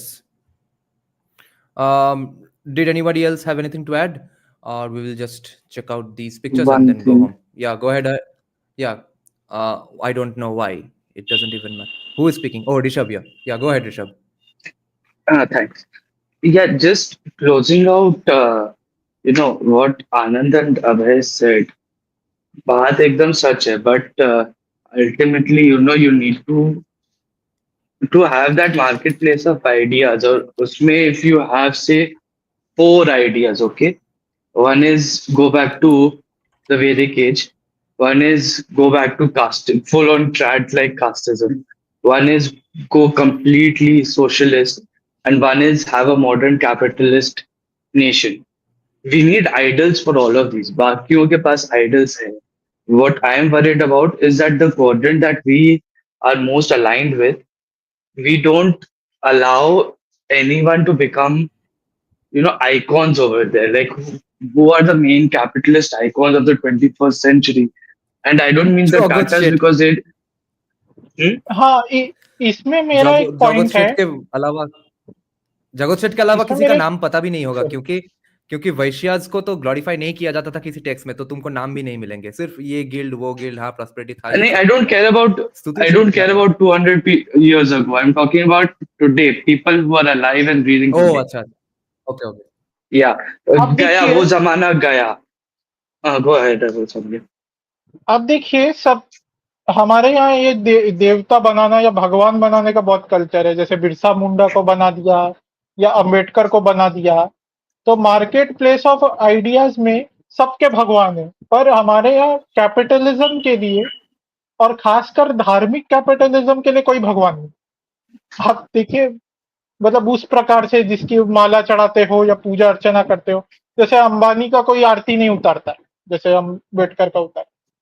तो मे बी हम क्योंकि थोड़ा सा वेस्टर्न लेंस से देखते, तो हम जो हिंदू साइड को अट्रैक्ट करना है अपने आइडियाज की ओर, मे बी हमको सोचना चाहिए कि हमें देवी देवता बनाने पड़ेंगे अपने, लिबर्टेरियन देवता, जिससे वो उसकी पूजा अर्चना से लिबर्टेरियनिज्म अपना दे। There's an old saying, ये तो and बहुत adding on अच्छी to बात your point, है। Abhay, there is an old saying, Lakshmi उन्हीं को मिलती है, लक्ष्मी बहती है, ये लक्ष्मी होर्ड नहीं कर सकते हम, महालक्ष्मी का वो अपमान होता है, वो बहती है। This is something that we really need to start saying, that people need to earn, people need to consume, people need to spend, and we need to bring that into the fold of Hinduism. And I totally agree with you. I wouldn't go as far as saying कि भैया आप माला चढ़ाओ आरती उतारो, but we need to celebrate these people. We need to celebrate people like Narayan मूर्ति। वो बेचारे एक statement दे दिया जो गलत भी नहीं था इतना, उसको लेके सब चढ़ गए थे उसके सर पे। अरे जिसको काम करना है करेगा। क्या Bloody क्या hell, you people are idiots who don't know. क्या इनको समझ लोगों में के नहीं लिए आता। 2.5 वो लाख लोग 3 विंडो लाख शिफ्ट का हो रहा पर है आज। Annum income is a huge thing. मतलब जो लोग प्रिविलेज का रोते हैं, you do have no idea what 3 lakhs 4 lakhs per annum can do for a person in this country still today. The highest amount of privilege is be crying about doing too much work. मैं क्या, और ये लोग Yeah. समझते भी नहीं है तो इसका ओवरटाइम विंडो सलूशन इतना क्या शिफ्ट है। हो गया है कि कोई कॉमी तो आके हमारा लाइव स्ट्रीम देख के हमारा लाइव स्ट्रीम देख के कॉमिया सुसाइड कर लेगा। कोई बोल रहा है कि चांद सौदागर को पूजा करते हैं, कोई बोल रहा है अंबानी को पूजा करते हैं, कोई बोल रहा है नारायण मूर्ति को पूजा करते हैं। Oh my god, what have we done? हमने क्या ब्रेनवॉश कर दिया लोगों को? मैं So ऋषभ की I'm बात little पर divergent here. I'm a little divergent. sorry, I'll just make one quick point. अभी मेरी लक्ष्मी का भी कॉल आ रहा है, तो I have to drop off soon. But just one quick point, हाँ, like we need to start looking forward. ये बार-बार हो रहा है. All of our opinions, all of our idols, all of our views, they keep on going to the back, to the history of our land. Fine, we can take inspiration from there, but again, that will calcify our society going forward. We need to look at idols today. We need to look at people who are looking forward for us. Idolize the Zerodha founders, idolize Narayan Murthy, and use these people into main narrative. हम लोग को celebrate करना होगा. ये सिर्फ मुंबई और बैंगलोर में celebrate होते हैं और वो भी not enough. We need to make sure that we start. I don't know how, genuinely, and that's an open question. How do we do this? But we need to start creating this system where we start explaining to people that extractive capitalism, that is not capitalism. That is it was a weird failed mercantilism belief system. And abhi time hota tha, I would have talked about mercantilism of the British versus capitalism of the Americans, and why the British fell and why the Americans are still there. Maybe some other day. But that was not even capitalism. Capitalism is Indian capital for Indian consumers and Indian workers. That is what we need to somehow hammer into the heads of everyone. Free market of ideas, very good. But like Anand said, I don't want communism. There needs to be a underlying framework. अगर वो underlying framework में हम अपने आप को नहीं स्थापित करेंगे ना, तो फिर हम जितना भी हम लोग conversations कर ले यहाँ पे, it will not matter to the average person. They don't care about high philosophy. They care about outcomes, and that's about it. So on that note, I'll take a leave. Yeah, go ahead, Anand. I want to disagree on, go ahead, on the fundamental premise. So first of all, I agree with him on the capitalism point that mercantilism and capitalism were significantly different, right? The idea fundamentally, again, we are taking the framing of capitalism from the communists, because they write most of the scholarship around the world. Like literally, they write, because everything is framed versus the so-called establishment of different countries, and they're the ones who wrote most of that literature. So they frame capitalism the way they wanted to frame it. But fundamentally, at a fundamental level, is capitalism is owning of private property, the fruits of your labor, which has always happened since the dawn of time. Like since the dawn of dawn of time, the dawn of nature. Like when a bird creates a nest and it is waiting for a mate to increase its what do you call it, propagating prospects, it is practicing capitalism. It is taking goods from the region, it is building a product, and it is marketing it to a customer. That customer is providing it with an egg, which is allowing it to propagate its species. So that's the solution. So that is basically the fundamentals of capitalism. The problem with the way we accept the leftist framing is capitalism is always extractive. Like, this bird went and took some flower from some plant and the nectar from another place or whatever shit. But fundamentally, it's not damaging the ecosystem, right? The way the leftist frames it is all capitalism is extractive and all capitalism damages society. In spite of the fact that they need capitalism for communism to exist, right? So my problem is we should not be celebrating people like Narayan Murthy, because again, I disagree with I think Rishi, was it Rishi, right? Rishabh. Narayan Murthy has created temporary wealth in a system where our hard work is being extracted for the benefit of the foreigner. You understand? We are basically the same as the British. The British basically kept large amounts of Macaulay Putra, and they were doing all their filing for them. We're doing the filing for Americans sitting in India. That's all. Actually, we could have capitalized on that. We could have. They do it now. We do, but my point is, don't celebrate Narayan Murthy, because Narayan Murthy was looking to benefit himself and maybe this provide cheap labor to. उन्होंने ये नहीं सोचा कि उन्होंने जो पैसे कमाए हैं उससे वो यदि रिसर्च और डेवलपमेंट करते, कुछ बनाते, तो it could have been very different. आज हमारे पास अपना बड़ा एआई होता या माइक्रोसॉफ्ट होता और वो वर्ल्ड में उसका बहुत प्रभाव हो, Exactly. So हमारा my ग्लोबल मार्केट होता। So that's all. I was coming to my point. The point you're coming to my point exactly. So we should be celebrating people, capitalists, who build what do you call it? Fundamental IP in India. I think I mentioned this on Navavimarsh also on one of his posts. Fundamentally, our investment, our focus should not be FDI. Our focus should be capitalists in India who invest in local IP, intellectual property that cannot be taken out of our country, right? Local IP, local developments. So, for example, what ISRO is doing, ISRO is a very good example of localized capitalism, right? They're building But for the that is, country, they're building for the society. but that is funded by the government, Anand. I mean, but the government has to assist at some point because we are starting from the ground. We're all broken, like our legs are all broken. So someone needs to help us stand up first, and then once the legs are strong, we can start running, and then we can go run on your own, right? It's like the state's job is to provide the basic requirements for citizens to walk on their own. And to me, unfortunately, we still require that for a while. Just for a while, we still need it. We can't just suddenly start running. It's not possible. So I'm glad what ISRO is doing. Like finally, they're opening up the space sector. See how many youngsters are building their own companies and what they will achieve in the next generation. So to me, that is true what we should celebrate. आपको पता है If ISRO AIM didn't ने exist, एक company की बात की थी, क्या ग्रीन रोब, क्या तो ग्रीन आई ना, क्या नाम था कंपनी का, जिसने अभी जो ऑपरेशन सिंदूर में जो डिफेंस सिस्टम यूज हुआ है, हैदराबाद की कंपनी, Yes, yes. इंडियन, उसने बनाया था वो सोल्यूशन और बहुत ही चीप सोल्यूशन बनाया था।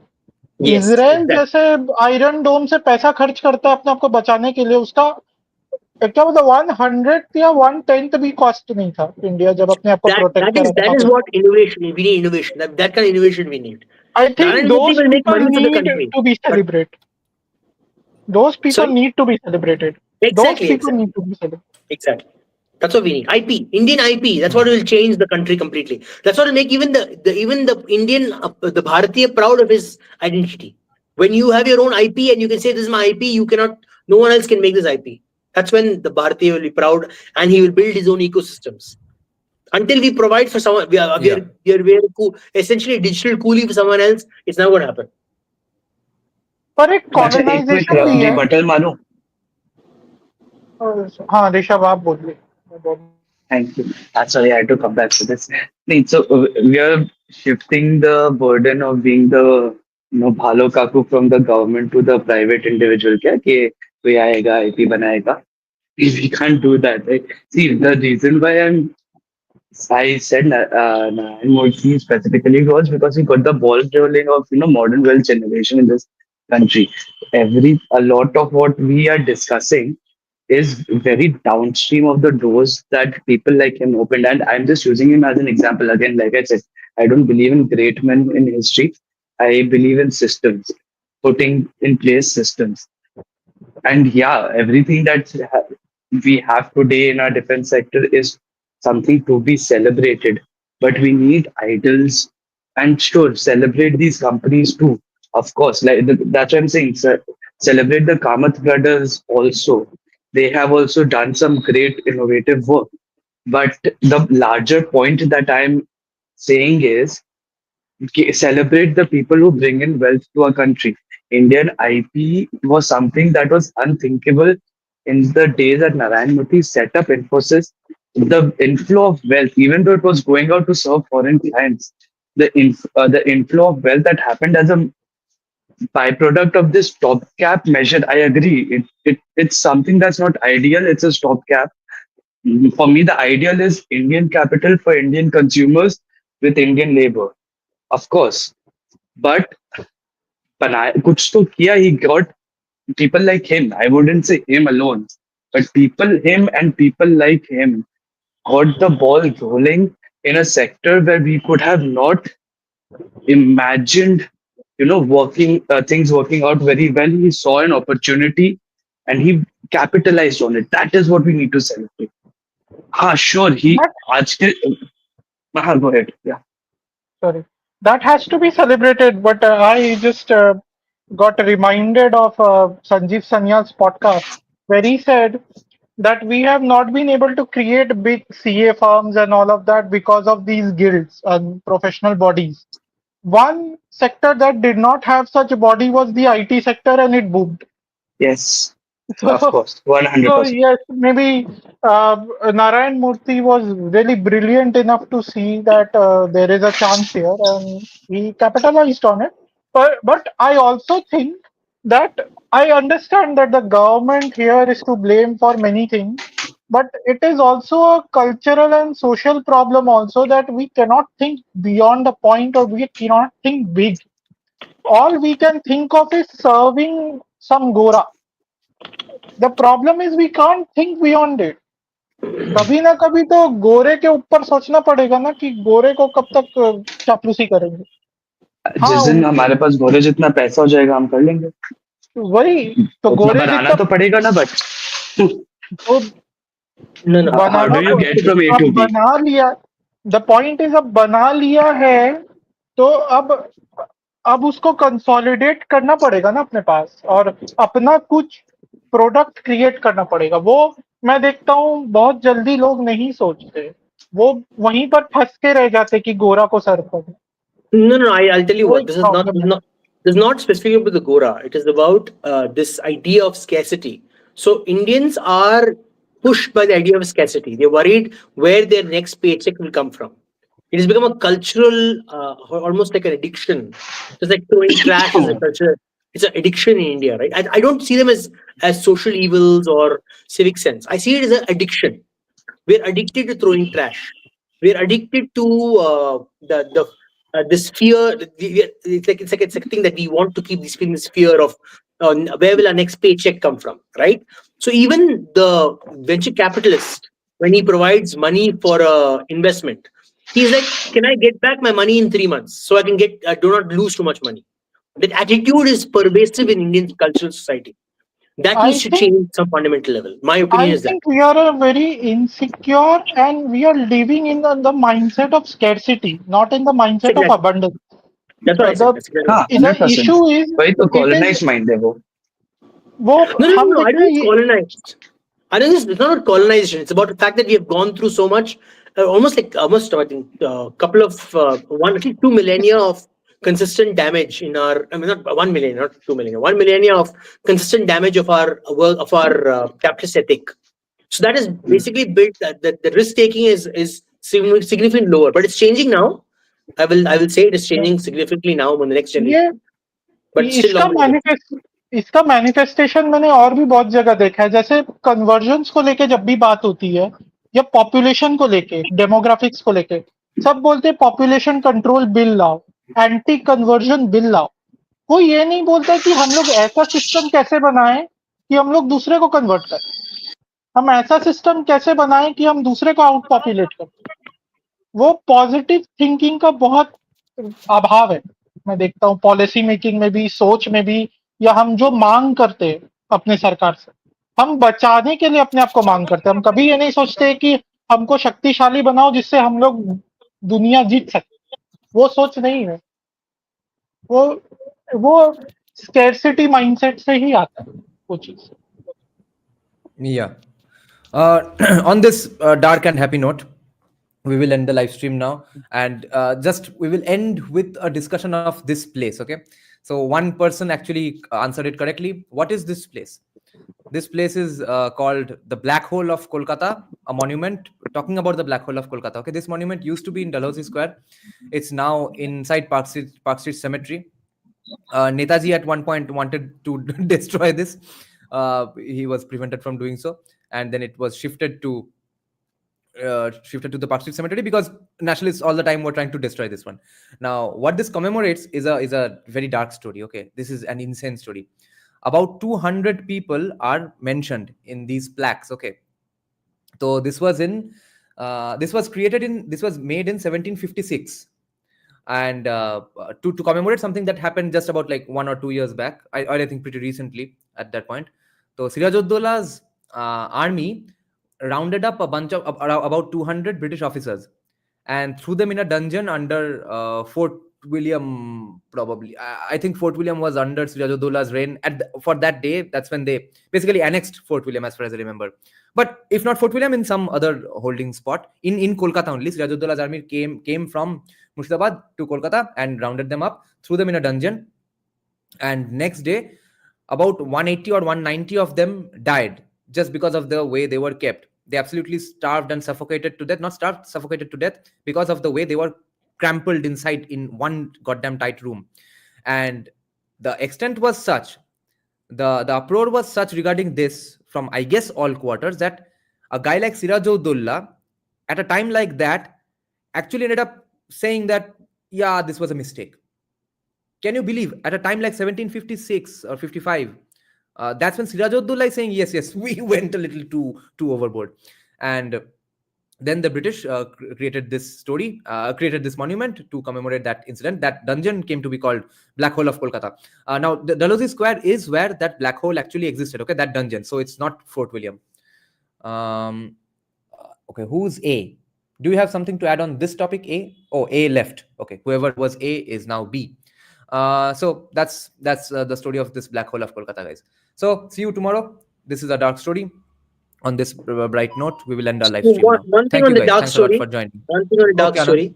Yeah, go ahead. As a closing. Yeah. I will never get why right-wingers want to destroy history, because if you destroy history, then you can't remember that these dark things happened and we should not have to let it happen again. I never get that logic, but I get some people. A lot of liberals give me that argument in the context of Babri Masjid as well. As in? I didn't understand. Why destroy history? Make a different Ram Mandir. Why destroy history? No, but Babri Masjid has already been etched. By destroying the Babri Masjid, you already know it's forever going to be known that the place got destroyed. This is different. No, this is like No. It is not a religious structure. This thing. It's not going to replace it. That's going to permanently tell you that this is what this happened here. You understand what I'm saying, right? The Ram Mandir literally will be the way showing that this is what we removed. We removed this horrible structure and we put the Ram Mandir there, because they put a plaque also there saying that the Babri Masjid has been removed and gotten back to Ram Mandir. The thing with Babri Masjid is it was not entirely history. It was a continuous fight. So it was a part of our present as well. So it cannot be just ignored or labeled as history and done away with. No. It was a continuous fight. I don't think you understood what I'm saying. I'm saying this particular black hole, this structure. No. If you destroy it, you need to put something else in its place to commemorate it. I understand.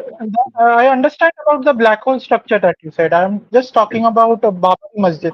It's not a piece of history, because the war has been going on till present. It's a present thing. It's a living thing. That thing which we talk. Right. History will end when we decide it ends. Or history will end when the winner basically says it is going to end. We should make sure we are the winners. Yeah. Varundev is saying, Dada, check my comment on Deng. Before Deng opened markets in China, he trained his citizens for it. Didn't just do it randomly. Hence, transition was comparatively smooth than us. For training and telling people, see, now you need to train in this, because from tomorrow we are going to do that. That can happen only in a dictatorship, not in a democracy. So wo idea chhodi dete hai pehle. Amog was elaborating on this story. Okay. Yeah. Tiananmen Square किसने किया था? That's Mao. Or was it? No, it was Deng Xiaoping, not Mao. Deng. It was not Mao. Oh. And it's not Deng. Tiananmen Square में तो बहुत बार कुछ हुआ है. It's Deng Xiaoping. Okay. Deng Xiaoping. The grammar Nazi. Okay then. Thanks a lot for joining the live stream, I've met a lot of Chinese people, sir. Yeah. Oh, yeah. See you tomorrow, guys. Good night. যদি সবাই ফিরে যায় ওরে ও ভাগা সবাই ফিরে যায় যদি গহন পথে যাওয়ার কালে কেউ ফিরে না যায় তবে পথের কাটা তুই রক্ত মাখা চরণ তলে একলা দলরে তুই রক্ত মাখা চরণ তলে একলা দলরে যদি তোর ডাক শুনে কেউ না আসে তবে একলা চলো রে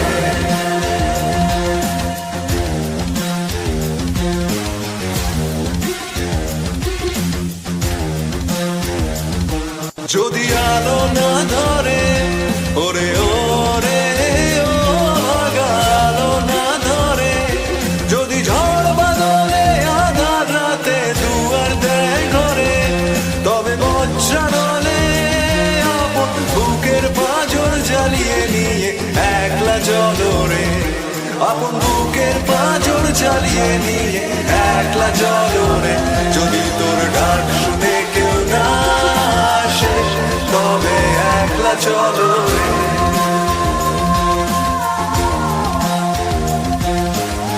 একলা চলো একলা চলো একলা চলো একলা চলো রে